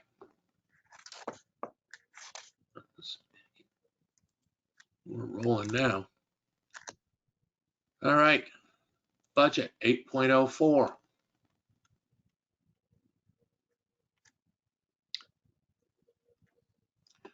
The budget shall provide a complete financial plan of all city. Okay. Basically, this was a suggestion by Gage to have the budget look at the proposed expenses by office agency budget as compared to the actual expenses of the last 2 fiscal years rather than just the 1 fiscal year. I stated that right, didn't I, Gage? Yeah, that's correct. That's correct. And I think that his logic is sound in that it makes it easier to see if you've got a weird outlier year or somebody did something to reconcile 1 year. It may not be a number that should be comparable. That would be my thinking on it. Is that the same thinking you have, Gage? Yeah, exactly. Okay. Christina? Absolutely agree. I make a motion to accept the 2-year fiscal reporting as well as current year. Okay, any further discussion? Do we have a second? Yeah, we had a conversation about having each year audited. Each year is audited. Okay, By as long as that's in there. Yeah, that's required. Okay. Yep. Do I have a second? Second. Okay, I was going to say, Gage, you want a second your own idea? That's okay. Okay, Frank beat you to it, though. All in favor? All right. Aye. Okay. All right.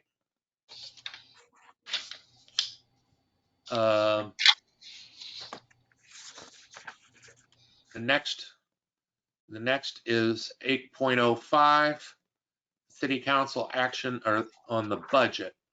There was, and we don't have any proposed language here, but the suggestion was, is there some way, or do we want to put some language in here that helps protect the reserved funds?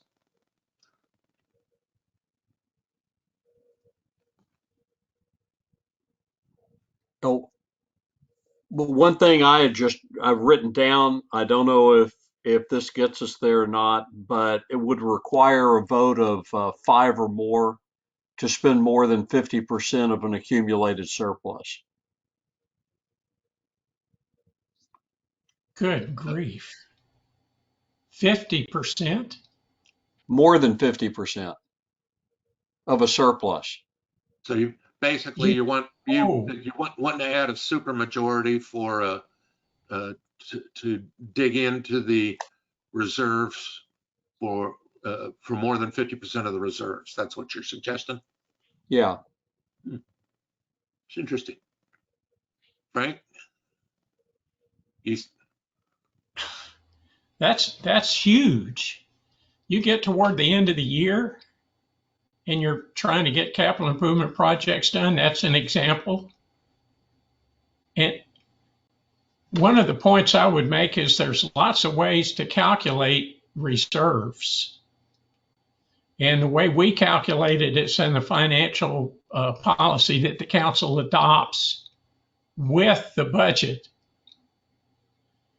And I think it's, and somebody can correct me, council member or others, I think it's 25%, but that's not the only way reserves are calculated across cities, particularly with utilities. But 50% is a huge number. My point fundamentally is I think that ought to be laid out in the financial document, not the charter. How you deal with reserves. Financials, not charter. Well, the problem with that is if you're hoping that the reserves are going to get protected, then the guys spending it are the ones that get a chance to change the rules. And I'm not saying that they can't spend it. No, I just like for there to be a higher hurdle to get over to do that than just a simple majority vote. Yeah, but what's the hurdle? Gage, 50% is huge. Well, that's not the hurdle. The hurdle is 5 votes. No, the hurdle that I'm suggesting is 25%, that's one of the operating budget. And now we're going to get into details of reserve of what. But fundamentally, it's 25%, not 50. So you're saying the reserve should be set at 25% and not 50? That's where it is now. But Gage, we're going to get into it. I'm afraid we may get into discussion of 25% of what? and it's at 25% of the budgeted amount for a given fund. And so that's why I'm suggesting that those kinds of details are part of what the council approves as their financial document. And it's there. At least it used to be. I don't think it's gone. The financial document's gone away. And so the council decides how much they're going to protect. Now, Christina and I have had this conversation at the last meeting, and I agree with her. The budget on the council that I sat on, the council approved a budget that would have used more than 25% if everything, and let's just say in the capital fund that was going to be spent out of general fund revenue was approved. What I said was, we're going to have to look at that every time we get to expend money to make sure that we've maintained the 25% number.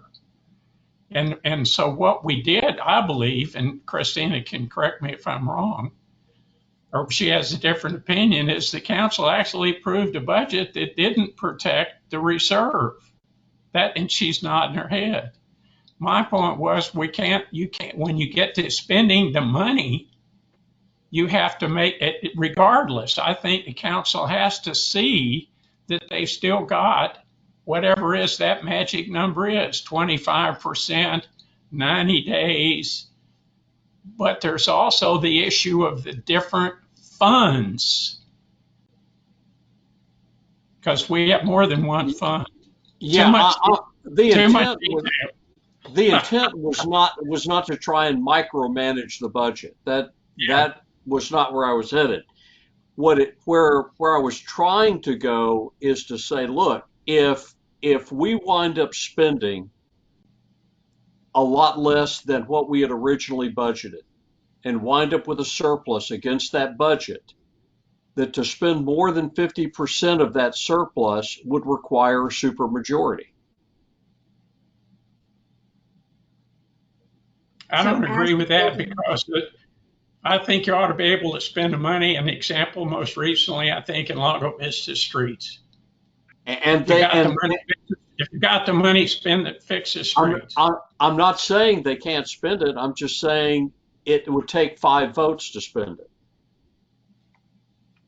So very rarely would they even have space in the budget unless we just blew up with sales tax or blew up with something that they didn't already project. So they build their budgets and spend a lot of it.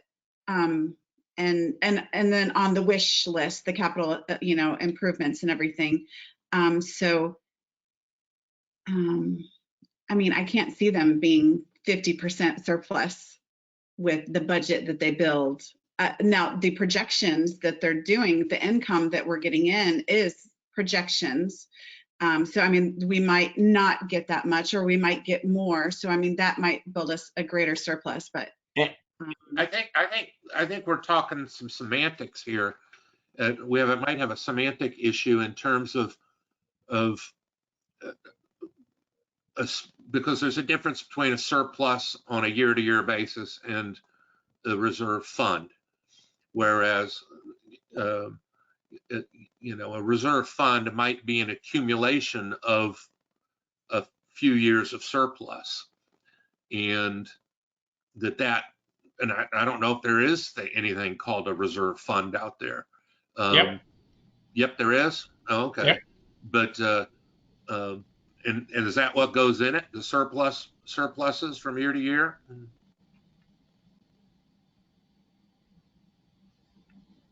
No. Okay.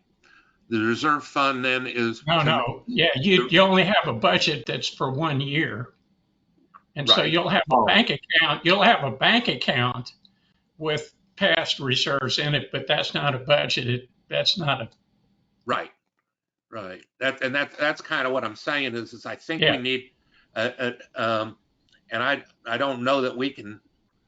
because I think I understand what Gage is saying. Gage is saying is if we've collected and have a reserve pile of money, whether it's called a fund or not, from a few years of surplus, that city council should not be able to go out and You won't have that, sir. You only have 1 year of stuff in a budget.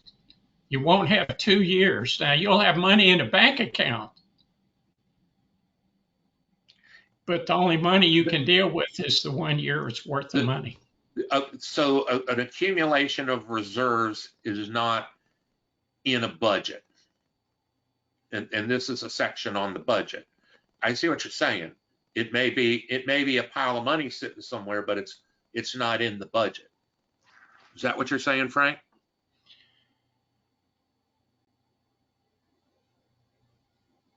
No, Rob, the reserve can be in the budget, and it has to be because two of us anyway sitting on the panel looked at it and it didn't work. So you'll be able to see in a budget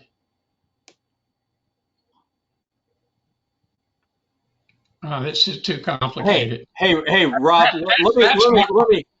That's my point, Paige. That's my point. This is too complicated to put in the chart. Yeah, let me do this. Let me withdraw my suggestion until I'm a little more familiar with the nuts and bolts of the budgetary process. Like I said, my suggestion was purely conceptual, that we get a windfall of revenue 1 year. I don't want us just to be able, on a simple majority vote, to go out and spend all that. I think there should be some protection of those funds. Essentially, if the city was able to get a hold of a rainy day fund, you want to be able to protect it a little bit. I get exactly. That. Yeah, I think it's a great idea. I just don't know that we can come up with a solution here. Yeah, oh, go ahead. I'm sorry, Christina. That's okay. I completely agree with you. And as they have it set up now, anything that goes outside of the budget that's not stated in the budget, they have to have amended, and it has to be agreed to by the city council. So, I mean, that kind of protects that, rainy day spending being accelerated. But I completely agree. Aaron, you got your hand up. Let me get your input before we put a stomp on this thing. Sure. Thank you, Mr. Chairman. I included in your chat box what our fiscal and budgetary policy states with regard to operating reserves, but I also included the link to our current fiscal and budgetary policy that has to be adopted every year. It gets tweaked every year. So if you want to have more discussion about this topic, I'd recommend y'all look at that first. And then it might give you some framework for how you might want to look at a big picture charter amendment if you want to go there. Okay. Let me, if someone else wants to pick up, pick this one up, that's great. But I think, as far as I'm concerned, for right now, we'd probably be better just to move on and let this one go. Yeah. Okay. I won't delete the comment box or the stuff, and we'll, if somebody comes up with a scathingly brilliant idea or wording over the next couple of days, soon we'll stick it, we'll readdress it. But otherwise, we'll move on. Okay. Bonds and other financial obligations. This one, let's see. Well, first, let me just note that down at the bottom, the letter F was all screwed up, so I fixed that. That was a non-substantive issue, but there was a request to put in about 2/3 of the way down the first paragraph. Let's see where that sentence starts. Absolutely, this one was all me. Yeah. Notwithstanding any other provision of this charter to the contrary, ordinances authorizing the issuance of bonds, certificates of obligations, warrants, notes, or other evidences of indebtedness or ordinances authorizing the levy of taxes or the pledge of revenues to secure payment of indebtedness shall require, currently says one reading. The suggestion was more than one reading. We may want to put a real number in there. What are the thoughts on this? Christina, I think it was your idea. Let you explain what your thinking is here. Whether you want to say more than one or at least one, anything like that. I also would love to see something about the emergency bonds that I know that they are done in emergency and behind closed doors, but I think that they need to be immediately posted on the website, something like that, you know, eyes on it, notification, anything like that should happen. I would like to see eyes on that as well. Okay, I don't know that this one addresses emergency bonds doesn't. anywhere, does it? But I didn't see anything else in there about the other bonds as well. Okay, well, we got a couple more paragraphs to go on bonds. It might be in there. But I don't, so the, let's see, it was one reading. It shall not be subject to a referendum. Let's see, ordinances, issuance of bonds, holding something. Okay, so that, this basically is saying that the bonds can be have one reading in a council meeting and then voted on. Is that does everybody think one is sufficient? Do we need to say two?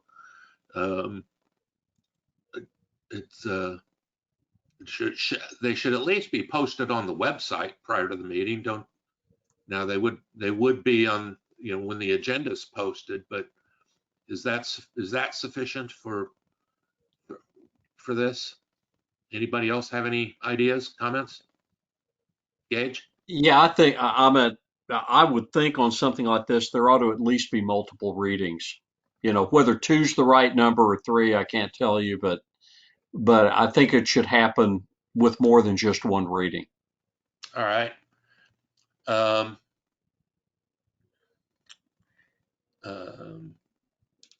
Does anybody think that if there's going to be two readings of it, then that means it will at least go over a 2-week cycle of the city council's deal? Do we think it should be posted on the website in addition to that for a period not less than 1 week, something like that? I would be good with that. Okay, basically get some notice out there. Yeah. Let everybody know what's going on. Okay, all right. I think that's a good idea. Anybody have any objection to that?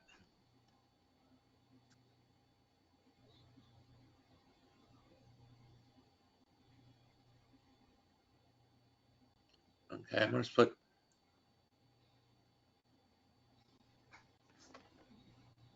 put 2 readings.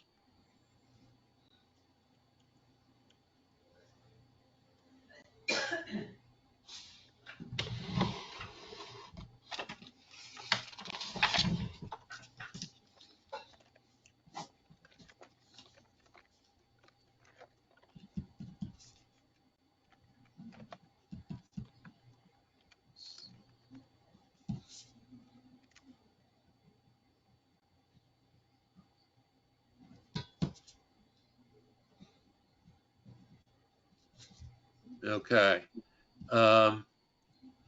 Let's see.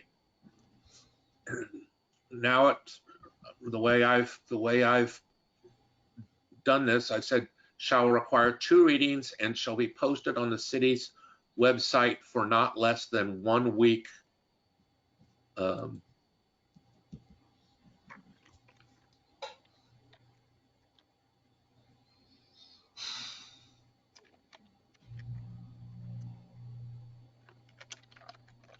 Rob, there is language down in D that refers to notice. The publishing. Oh, okay, good. And we can add the website to that if we want. Yeah, let's do that then.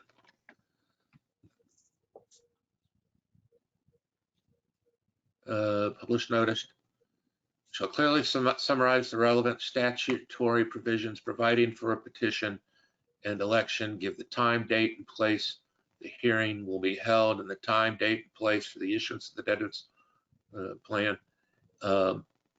We can say such notice shall be published at least continuously for, well, it's already going to be published for the 72 hours as a minimum. And if it goes over 2 cycles, you know, we could probably put a week in there and it wouldn't bother anybody. Does that work for everybody?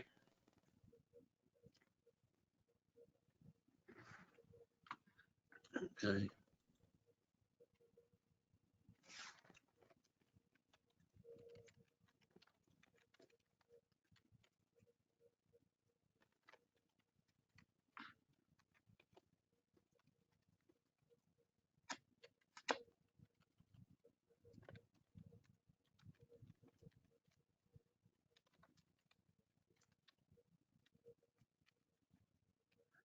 Rob, I think Aaron was trying to get a word in. Oh, okay, go ahead, Aaron. Sometimes I'm typing and my screen's not up. I didn't see, I'm sorry. Sure, that's okay, Mr. Chairman. So the focus of the discussion's been on bonds. And for the most part, y'all know that bonds have to go, you vote on it to send it to an election, and then the voters have to vote on it. So it's not, you want 2 readings of it in front of council before you then vote to send it to the citizens to vote on it. Well, the citizens are voting it on a referendum, aren't they? General obligation bonds cannot be issued without approval by a majority of the vote of the citizens. You go to an election. What I understand that, but what are they addressing here when they say shall require 1 reading and shall not be subject to referendum? It's an ordinance issue authorizing issuance of bond certificates. So maybe your focus wants to be on your certificates of obligation or other levy of taxes or pledges of revenues. It's not really the bonds that I think you need to be worried about. It's the other things. Yeah, I mean, and I think all bonds need to go to be voted on, or is it just the general obligation bonds?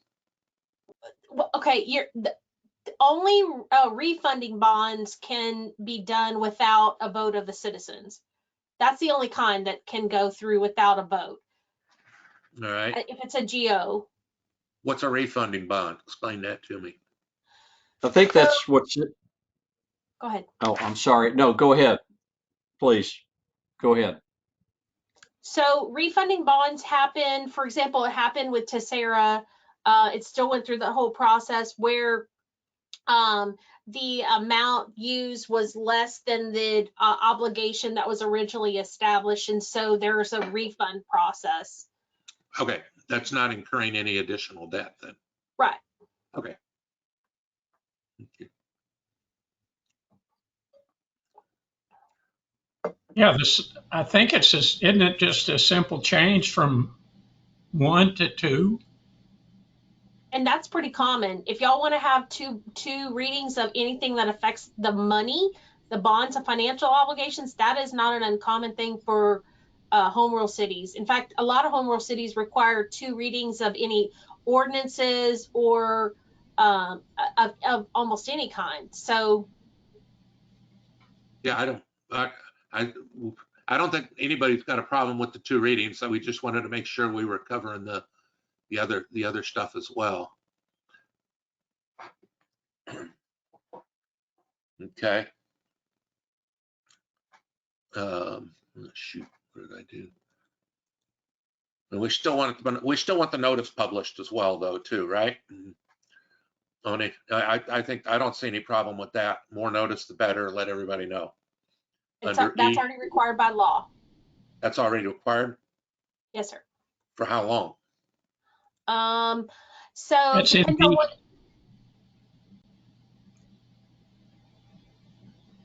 Yeah, in this, under D, the notice of a public hearing must be published once a week for 3 consecutive weeks in a newspaper of general circulation. Okay, That's your notice of a hearing. okay. All right, can we add the website? We can add the website to that then. That ought to take care of everything, right?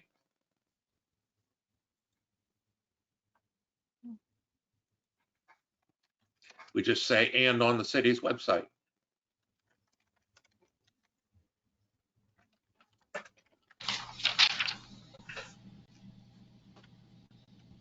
Does that make everybody happy? Makes me happy. 3 weeks and everybody gets to look at it. Right there in front of everybody. Okay. All right. I just added newspaper of general circulation in the city and on the city's website under D. And we're changing it to 2 readings.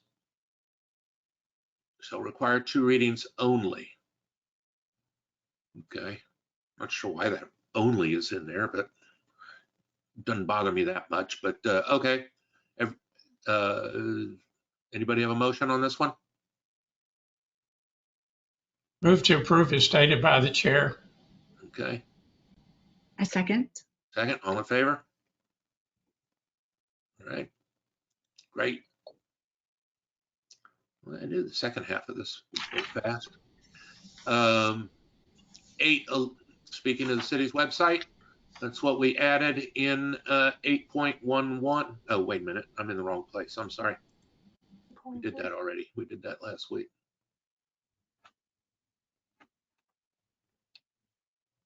Okay. 8.12, issuance and revenue of revenue and general obligation bonds. Let's see. In the last sentence, the weird word FOML or FOM1 was changed to form. That was a conversion error. But we do have a highlighted thing that says, how does council know these will pay for themselves, and should they all go to the voters? Well, I thought we just said that all such bonds, all bonds had to go to the voters. So these ones are the emergency bonds. This is what I was talking about too. I mean, Purpose of no, this is not emergency. City has the power to borrow money for the purpose of construction, purchasing, improving, extending, or repairing public utilities, recreational facilities. Quality of life, and yeah, this is building parks. And the city does that. Facilities for other self-liquidating municipal function, not now or hereafter prohibited by state law, and to issue new revenue bonds to evidence the obligation thereby creating. Such bonds shall be issued, shall be a charge upon and payable solely from the properties acquired and the interest therein, and from the income therefrom, and shall never be a debt of the city. That's kind of a bold statement. The city owes the money, so it is a debt. But so, yeah, Gage. Yeah, and this was my question, and it's not a recommended change. I'm just looking for some information here. How does the city validate that bond is going to be self-funding? I agree. And what happens if it doesn't? Well, we probably have an example of that, I would suspect, but we definitely do. Yeah. I mean, we purchased but this is on a general CO. We purchased the Lago Vista Golf Course for $2.4 million for quality of life, they said, and also for another emergency. They did build the police department, the new police building, which was definitely under a general CO. They improved the library. They put a Highland Lakes Pro Golf Shop, the little. I do have a little note here that as we were talking about this last time, I mean, I think it just kind of came flying out from Mr. Roberts and his and his I think he stated that, you know, all of these should be voted on. Yeah, I agree. I would be good with that. I'm not. I mean, I understand the honest basis of where it comes from. Like, you know, we have a light that goes out on Boggy, if, you know, electricity hits it or something like that. We have to get that fixed. I understand that, but not all of this stuff, quality of life or emergencies. I mean, that's not a bond. I mean, that's essentially just an account payable. I mean, which is, I mean, it's an obligation of the city to pay, but I think something that's, when they're going to go out and buy something and borrow the money to buy it, and or repair public utilities, extend. I mean, they did get a general CO for the Boggy light. That was a $2 million with some other stuff too, parks and sidewalks and stuff like that. But the Boggy light was a general emergency bond for that one, for public safety.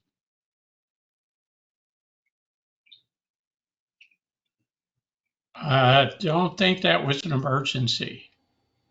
Well, this still isn't talking about emergencies. It's talking about general obligation bonds. No, I agree with that, Mr. Chairman. It's GOs and revenue bonds. Yeah, they're two different. Not COs or certificates of obligation. We're not talking about that. Right. This is a general obligation bond or a revenue bond. But this is, you know, this is basically saying that they can, that the council has the authority essentially to you know, to borrow the money to go buy something that they think is someday going to pay itself back, or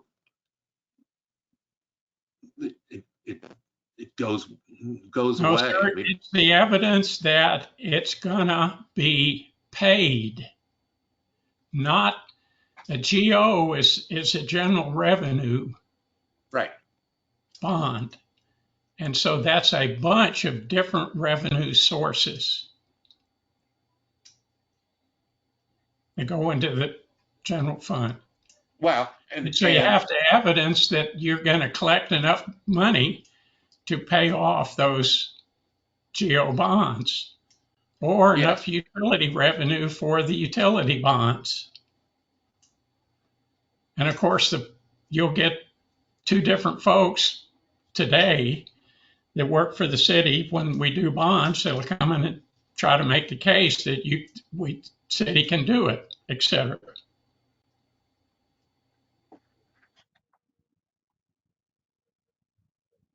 So when the city bought the golf course, they didn't have to pay it back with golf course money. They had to pay it back with what pays back COs.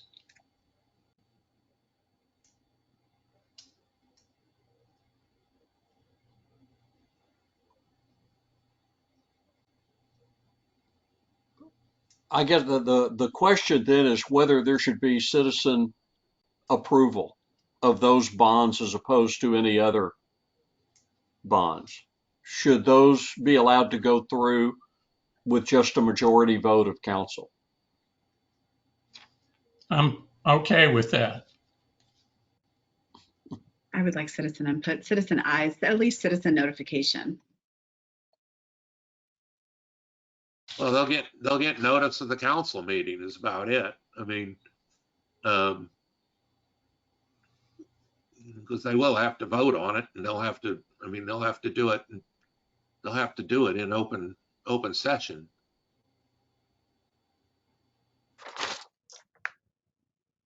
But in terms of this one, but we've had councils in the past who took advantage of situations, I'll say. So it's just protecting our citizens going forward. Obviously, the mistakes or whatever that was happened in the past is the past, but I would like to protect our citizens going forward. I mean, what is the problem with doing it consistent with the terms of 8.10? Time. Gage and guys, it's pretty clear where most folks are. The issue is the COs might not pass. And so you put a $4 million CO issue out there for roads, it might not pass. Yeah, but I mean, at some point, you've got to put faith in your citizens in the vote. And I mean, this would help, this would, I mean, the little tiny road that was fixed last week, as opposed to, Loman that's been sitting with no work on it for a week. I mean, it's just things, having things spoken, well thought out. I mean, I'd be willing to hear if we wanted to set some kind of threshold on that and say, bonds and revenue bonds in excess of X number of dollars. And with the plan too, I would like to see a plan put forth. Gage, what is it about Lago that makes us need to do COs with a vote? I mean, if we go look at other places again, I don't know of anywhere where COs go to, and there's a limit on how much you can do a CO. You can only do a CO up 10 million, unless that law has changed in the last 4 or 5 years. That's a And lot so, what is it about Lago that makes us so blank? Frank, I cannot answer that question tonight, but what I would like, not because I know the answer is one way or the other, what I would suggest is maybe give us a week and give us all a chance to look at what other cities do, and how they address taking on this kind of debt. And, I hate to delay us any, but let's put this one off a week and give us a Okay. chance to find out a little more about it. Okay. All I right. mean, we bought a mansion on a CO. We bought, I mean, there's a lot of problems that happened I understand. that might not I have do. been over 10 million, but it was still a lot of money. Okay. Well, There's no doubt, but Frank raises a good question also, and I just want to make sure that we get a chance to weigh it all.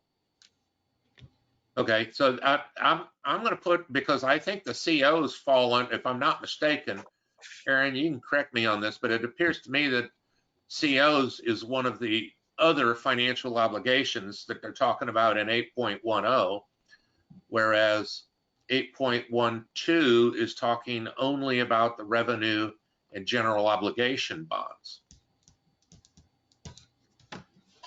Am I mistaken about that? So we're going to let's shelve both of them if we're going to do that, because I mean, I assume we still have an issue, and I think Gage still has an issue, and I'm right there with him.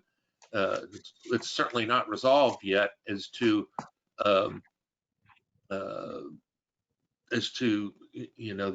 these the revenue bonds as well. I think the one thing I would say, Mr. Chairman, is that I think if you look at the revenue manual for Texas that's put out by TML, there's a good discussion about each of these types of financial options and how some cities, like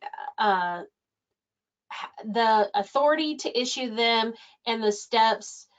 For example, it talks about how all GO bonds have to be first approved by the qualified voters at election, and how revenue bonds that are not payable from any taxes don't have to be submitted to the voters for approval under state law, but some home rule charters do require an election. So there's some discussion in there. It might kind of help inform your thinking. So I would recommend that y'all look at that section of the revenue manual off of TML's website. So I think it'll kind of give you an idea of where you might want to lean, because this is an important thing.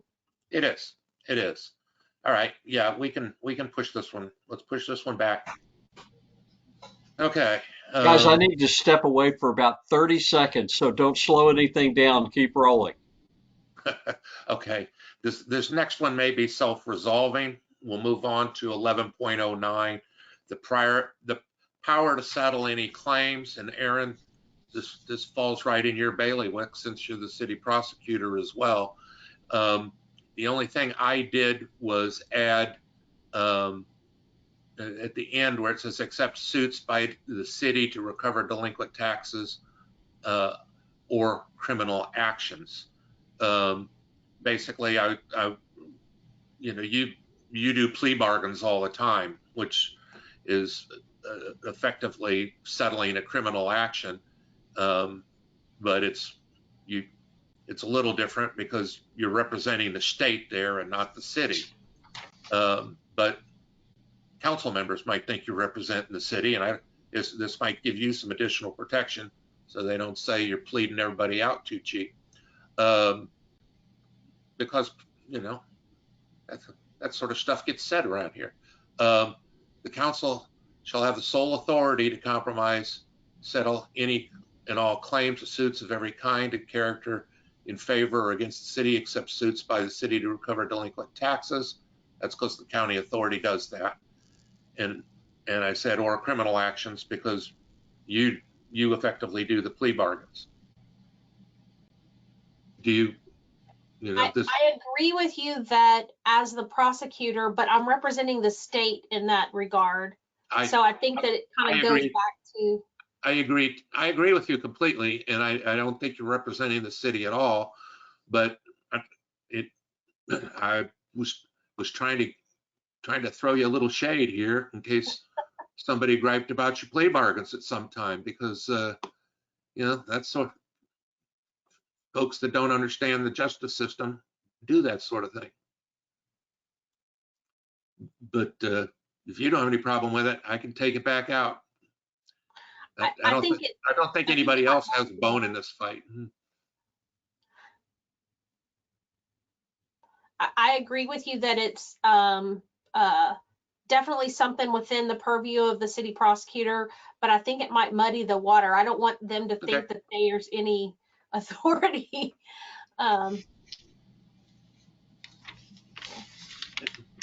Well, hey, I was a judge. I didn't have authority to dismiss cases, but I keep getting accused of not enforcing city ordinances. So, it happens. I was trying to give you a little protection there, but I'll remove it if you like.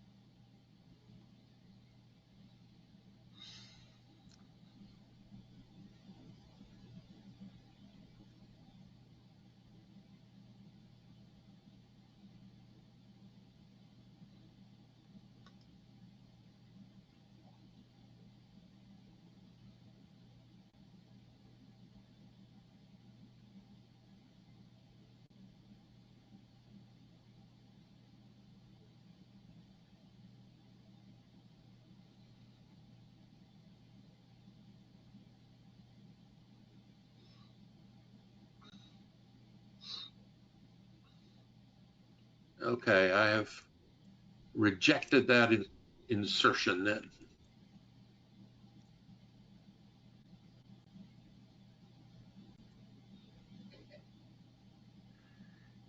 Okay, the last 2 pages really are potential new sections that we had talked about, but we really hadn't come up with anything. And basically, under the earlier portions regarding essentially the part of the let me go back to there.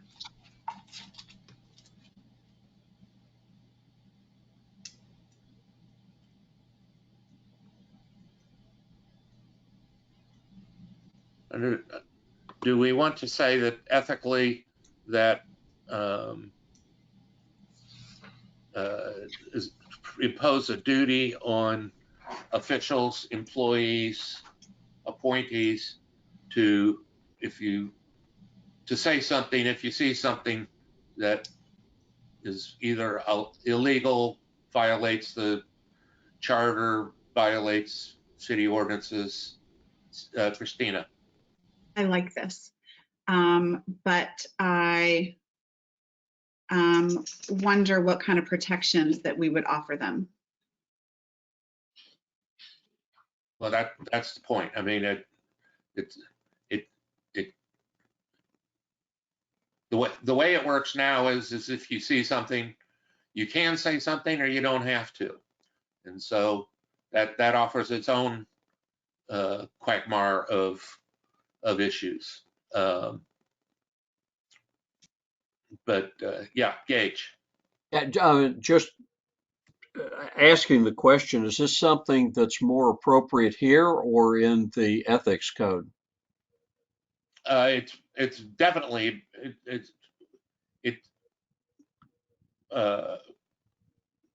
well, if it's not in the ethics code, I don't think so. If it's something we think should be in there, then I think it could probably go in either place if you want to make but it ought to be, the specifics ought to be in the ethics code, that's for sure. It'd be kind of a general statement. But that it was just on the list and I had it on here. So I think it's a great idea, and you know, I know we've got the ethics code out there, so I'm just asking whether we think it belongs here in the charter or in the ethics code. right. I honestly think it ought to be in the ethics code. If it'll ever make it in there, I'm not sure. So. Can you remind me which section this exactly comes from? Doesn't come from any section. This is Okay. Essentially it would be in these here at the end are potentially new paragraphs. You'll see the second one is defined terms. It ain't in there, and the question is do we want it in there? I think perhaps maybe we can, there'll be a note of this, and if it's, hopefully it'll get addressed in the ethics situation, and if not, the next Charter Review Council can take a look at it. Hopefully the City Council will get the next Charter Review session council going a little bit sooner and before the deadline. But okay, let's move on to the next one, defined terms. Do we, there was a lot of talk about this initially. We haven't had much talk about it lately. If we decide we want it, we'll have to go through and find a bunch of terms that we want, that we think should be defined. Some we have found definitions for that we didn't believe we had, like a newspaper of circulation in the city, and I believe the only ones that were remaining were relating to a declared emergency under which the mayor can enact his powers.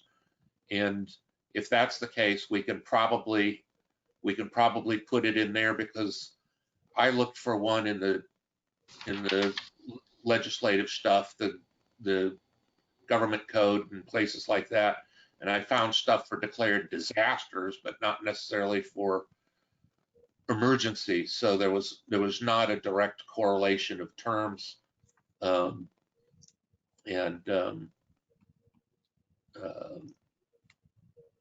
I don't know that we didn't wind up with a long list of terms as I thought we might that were not defined.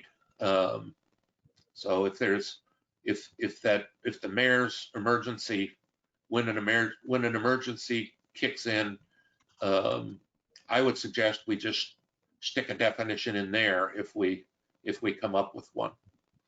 But I don't know that we need a section for defined terms at this point, because there weren't as many as I thought there would be. Christina? Maybe the city having a list of common defined terms that would come up in city business or city boards or city, you know, for the city to go look at, maybe have a list of defined terms on the city's website. Things like an emergency, you know. Well, the city council can certainly enact a definition ordinance if they wanted to. So it's not a bad idea. That's something the liaisons may want to think about. But all right, I think that's we got to the end of it. We still got a couple we got to come back to. Frank? I was looking at section 11.18 and thought that we might delete the whole thing, because that section has to do with the original charter. We talked about that, and for some reasons we decided to leave it in. Which one are you talking about? 1.8? Yeah. 11.18.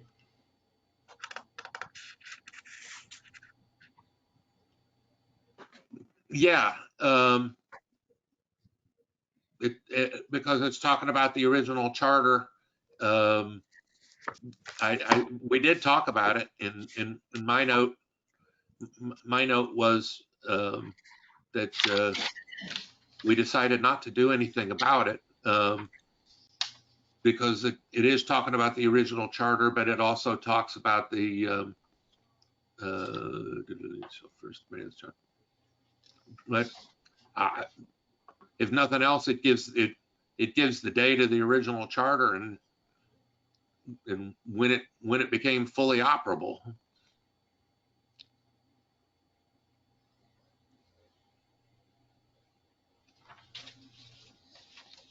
Aaron, if I remember right, I thought you had some issues with doing much to that one because but I may be wrong. It may not have been you. And I don't have it on my list of changes to make. So I did remove it after we had talked about it.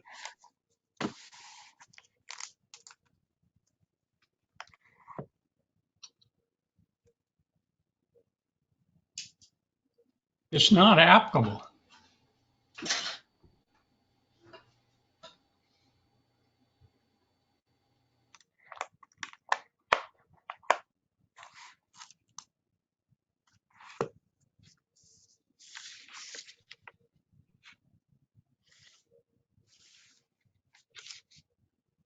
Well, it's not applicable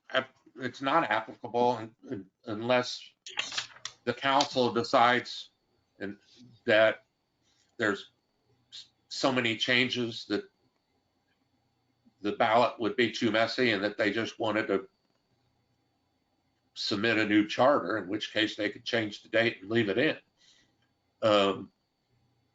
But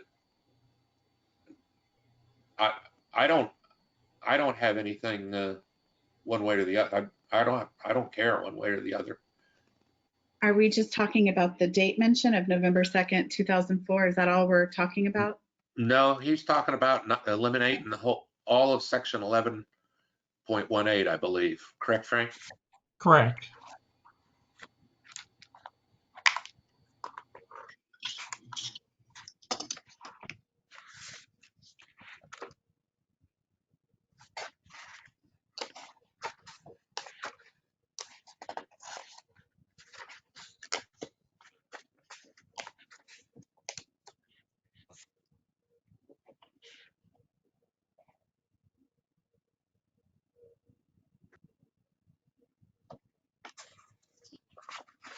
And then, Mr. Chairman, the other point that you make is I don't think 11.18 is written as applicable. It could be modified a bunch to be applicable to what we're doing, but I don't know that we should do that. I was sitting here looking at it, and I'm thinking that 11.18 might be replaced essentially by what was the editor's note that says this charter was originally adopted by the voters at the city election held on November 2nd, 2004, and it's been subsequently amended at the elections held on November 3rd, 2015 and November 6th, 2018. I don't see a problem putting that in to state the history of the that it was submitted to the voters and adopted and has since been amended. So I don't know if I would want to just delete the whole thing, but I think stating that it was adopted by the voters on such and such a date and amended twice is not a bad thing to replace it with. Any thoughts on that, Frank? I'm okay with that. That's going to be something that editors will do, and I'm okay with that, Mr. Chairman. I'm okay with what you suggested. Yeah, I think the other thought was we're making enough changes already, and the ballot's going to be long enough that did we want to make another one? But that's one that I can. That's one that I think it just evaporating might be wrong. I think it's a good idea to state when it was originally adopted in the amendment. And we could change the title, submission to charter to voters and amendments, and then just state that as fact. Yes, Gage. Yeah, I'll make the motion that we approve replacing the language of 11.18 with the editor's note in the draft. Second. The full section, everything that, so take out those 3 paragraphs and just put that little editor's note in there? Yeah. Yep. And with the deletion of the term editor's note. Right. Just a statement. Okay, we don't want to tell them how we came to it and how the charter, I mean, it's not a bad history lesson, but No, it's not totally necessary, but. Yeah, it's really non-substantive. You're right. It is. I mean, the only thing that's in there that has any really effect is it says that it'll go into effect immediately by the voters and fully operable within 1 year after adoption. That means the city council should have gone and changed whatever ordinances it had to make it fit with the city charter, and whether they did or didn't, who knows at this point. But my guess would be no. But in any case, it doesn't. I don't think it does much. Okay, all in favor? We have a second? We have a second. Yes, all in favor? All in favor. Oh, wait a minute. Oh, Aaron, sorry, repeating, Aaron's just got a doing the editor's note. Sorry, Aaron, go ahead. Sorry, I should have jumped in a little sooner. So maybe one thing you might want to consider, this is submission of charter to voters. Obviously, amendments to the charter have to be voted on by the voters. And I was trying to see where it's addressed. I think it's under the amendment, because construction, reservations, charter review, charter amendment. It's formulated and submitted to the voters. It's prescribed by state law. So that's covered in 11.13. Right. When 11.18, if you want to just go with what you had, that's fine. That there's not a problem with that. One thought though is whenever you submit charter amendments to your voters, the law requires that every amendment contain only one subject and the ballot be prepared that allows for a yes or no vote. That language that's in state law, state statute, local government code 9.004E, is essentially opposite of what this section said, because that section applied when you went during the original adoption of the first charter. Now we're in kind of maintenance mode, and so do you want to reference the requirements that are in state law, or just kind of No, keep your editors? no. I don't think so. Just wanted to ask, make sure y'all are. Yeah. No, I think this works. Okay. And all right.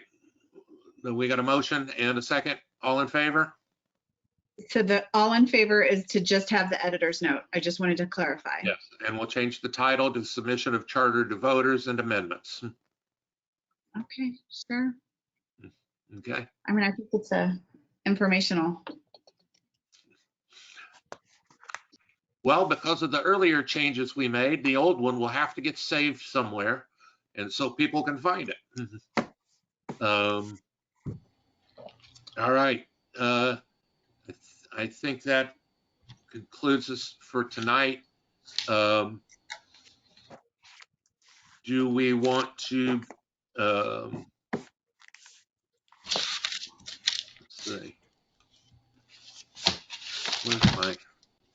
where's my list on our deadlines, our date deadlines?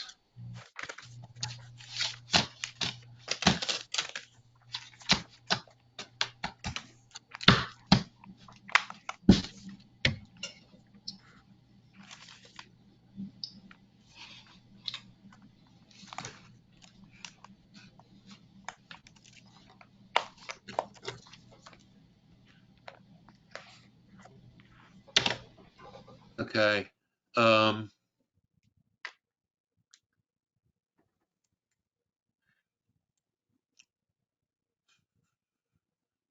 Do we want to meet again? First of all, Aaron, is the city open next Monday? Because I think is this July 4th weekend? I don't know whether the Friday's the day off or the Monday's the day off. Oh, well, Friday's a day off all the time. Yeah, I forgot about that. So do we want to meet Monday? Finish these up? And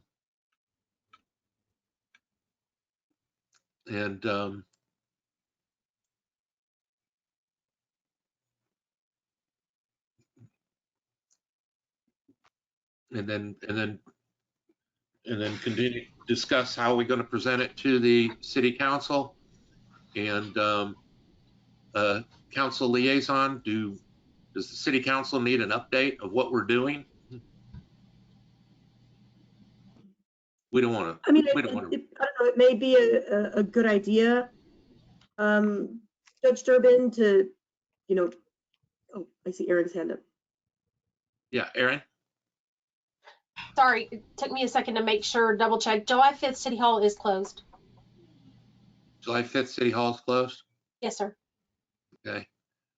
And just a side note, if you all meet next Monday, I won't be available. We'll be in Norfolk the 2nd through the 9th visiting with our son in the Navy. That's when he takes leave before his ship gets underway. So I would leave you in the very capable hands of Councilor Davila. Oh. If you meet next Monday. What sort of ship's he leaving on? Mm-hmm. He's on the USS Kearsarge, so it's actually a Marine. They transport Marines. Yeah. Okay. And so his ship's going to be getting underway shortly thereafter. So he got leave approved for July 2 through 9. So we'll be out there visiting before he takes off. He's 21. This will be his first experience getting underway. Thank him for his service for us, please. Absolutely. Okay. Otherwise, let's see, our next meeting would be, what's my calendar?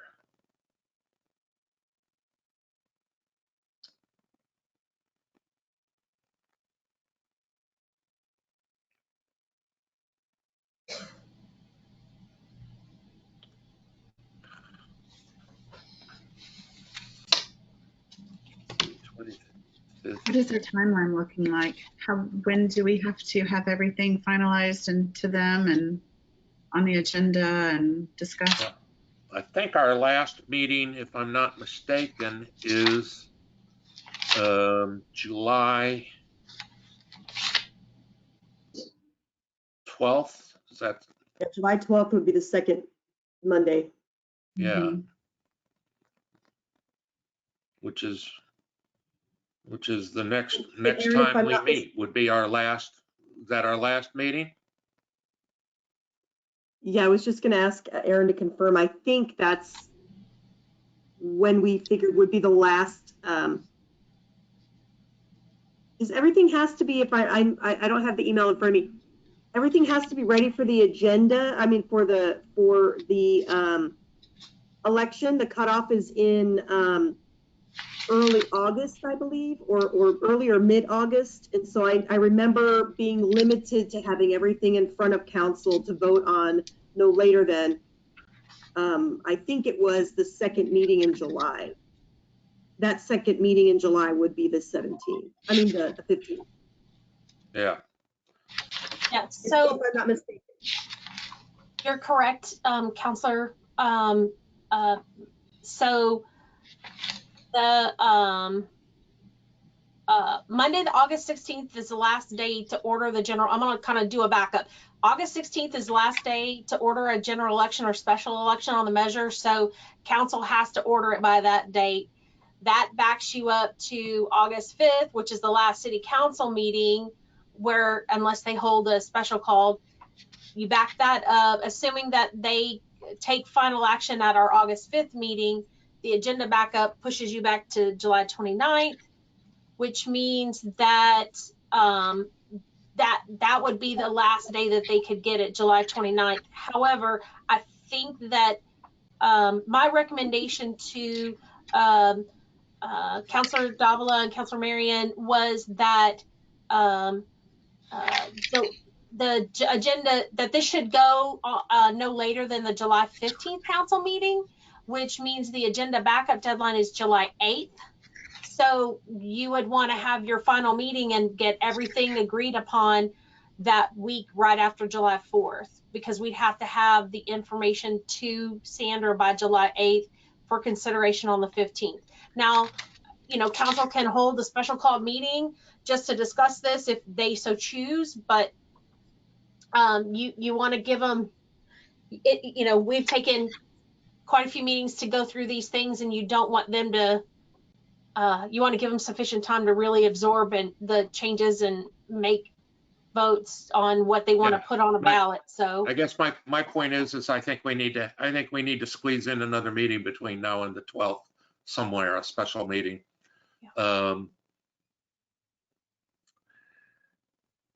Let's see.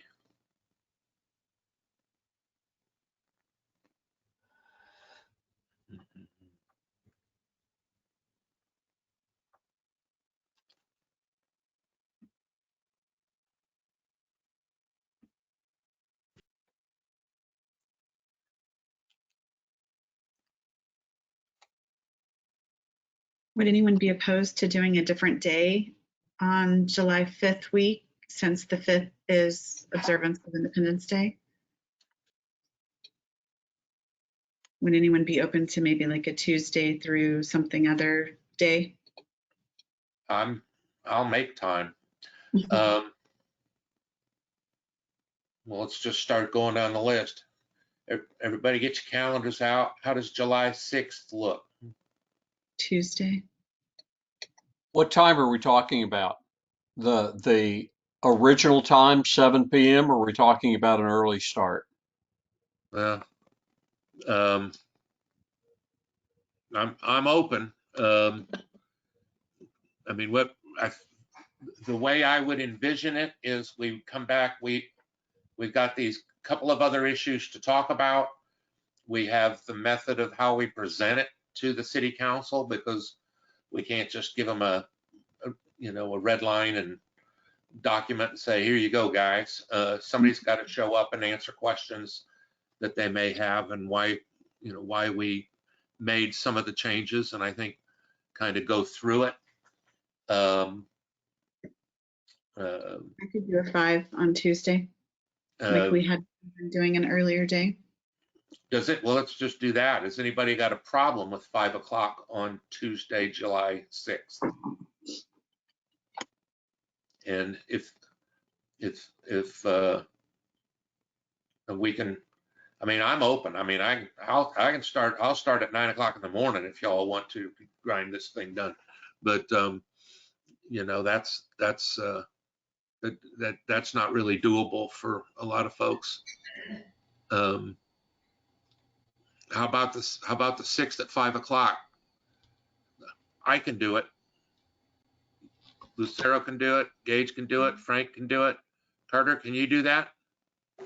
I can do it as long as we don't end it at 6 o'clock Pacific time. Okay. I won't do that. Okay. Okay, let's say July 6th. We'll have a special meeting July 6th at 5 o'clock then.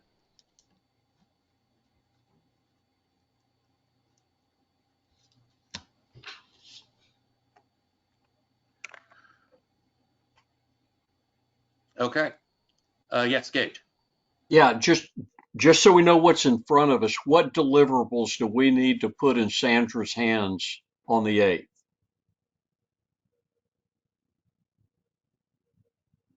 That's a good question. Aaron, can you help us out there? So ideally, what you would have is a package that shows the red line version of the charter with the changes that you're proposing, and a separate document that shows what you would propose as far as language that would go on a ballot. And so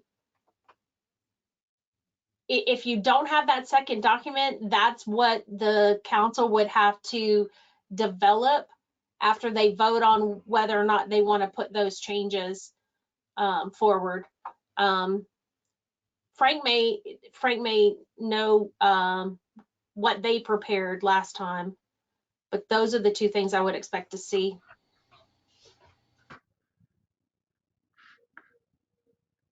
Frank, did you prepare the ballot lingo last time? No. Okay. Yeah, Arch has seen it, and Rob, you've seen what the council got last time.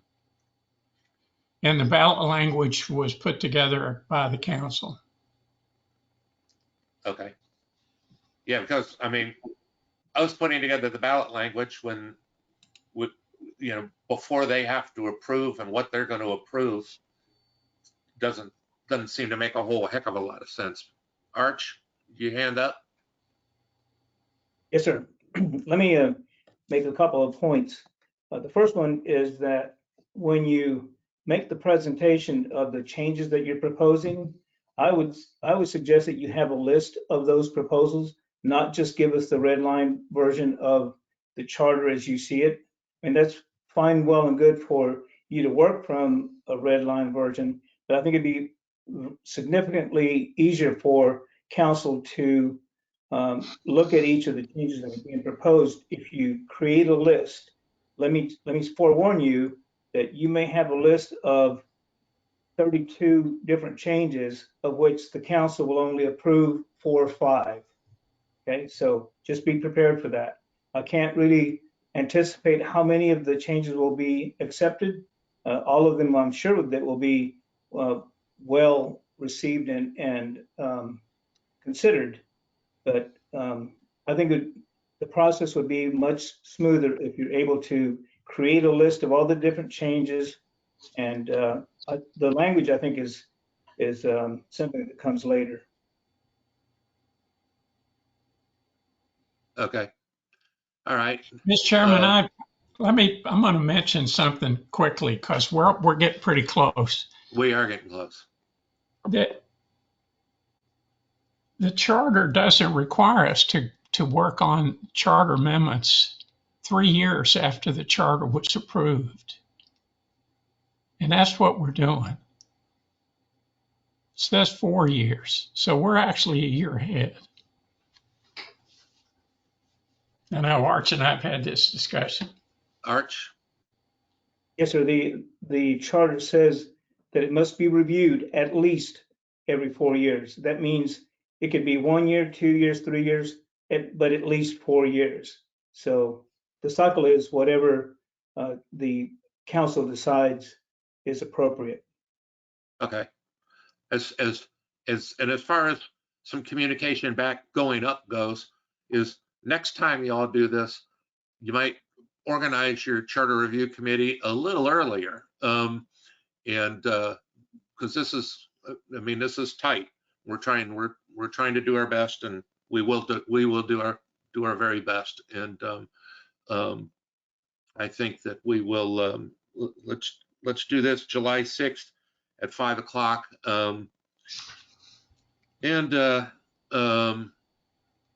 That following,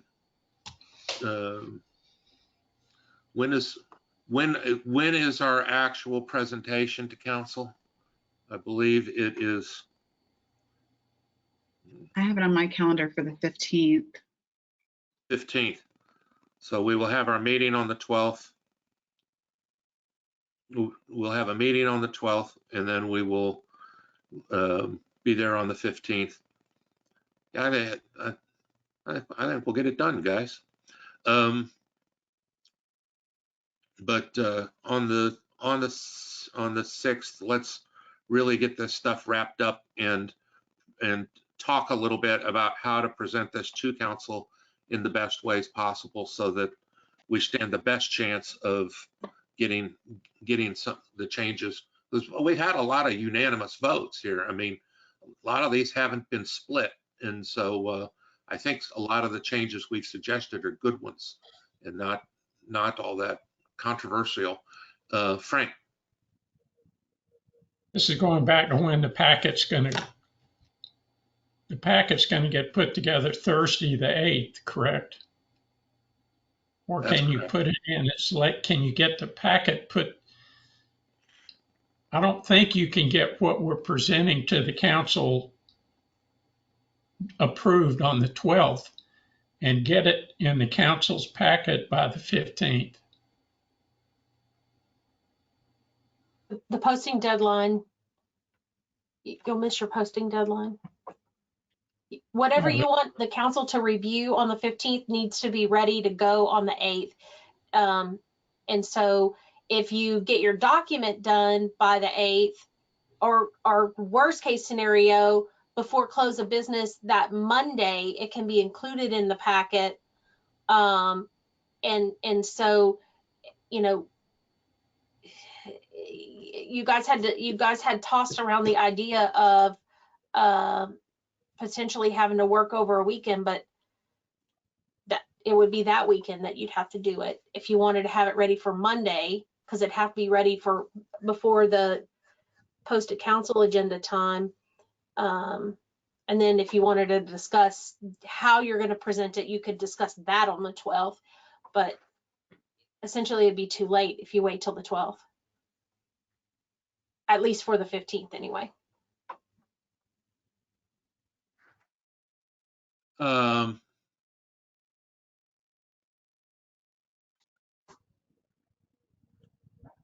Okay. Well, how about, here's kind of what I'm thinking is,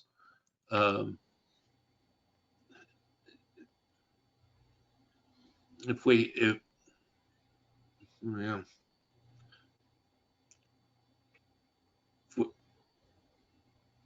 we have a red line, if we have the red line document to them,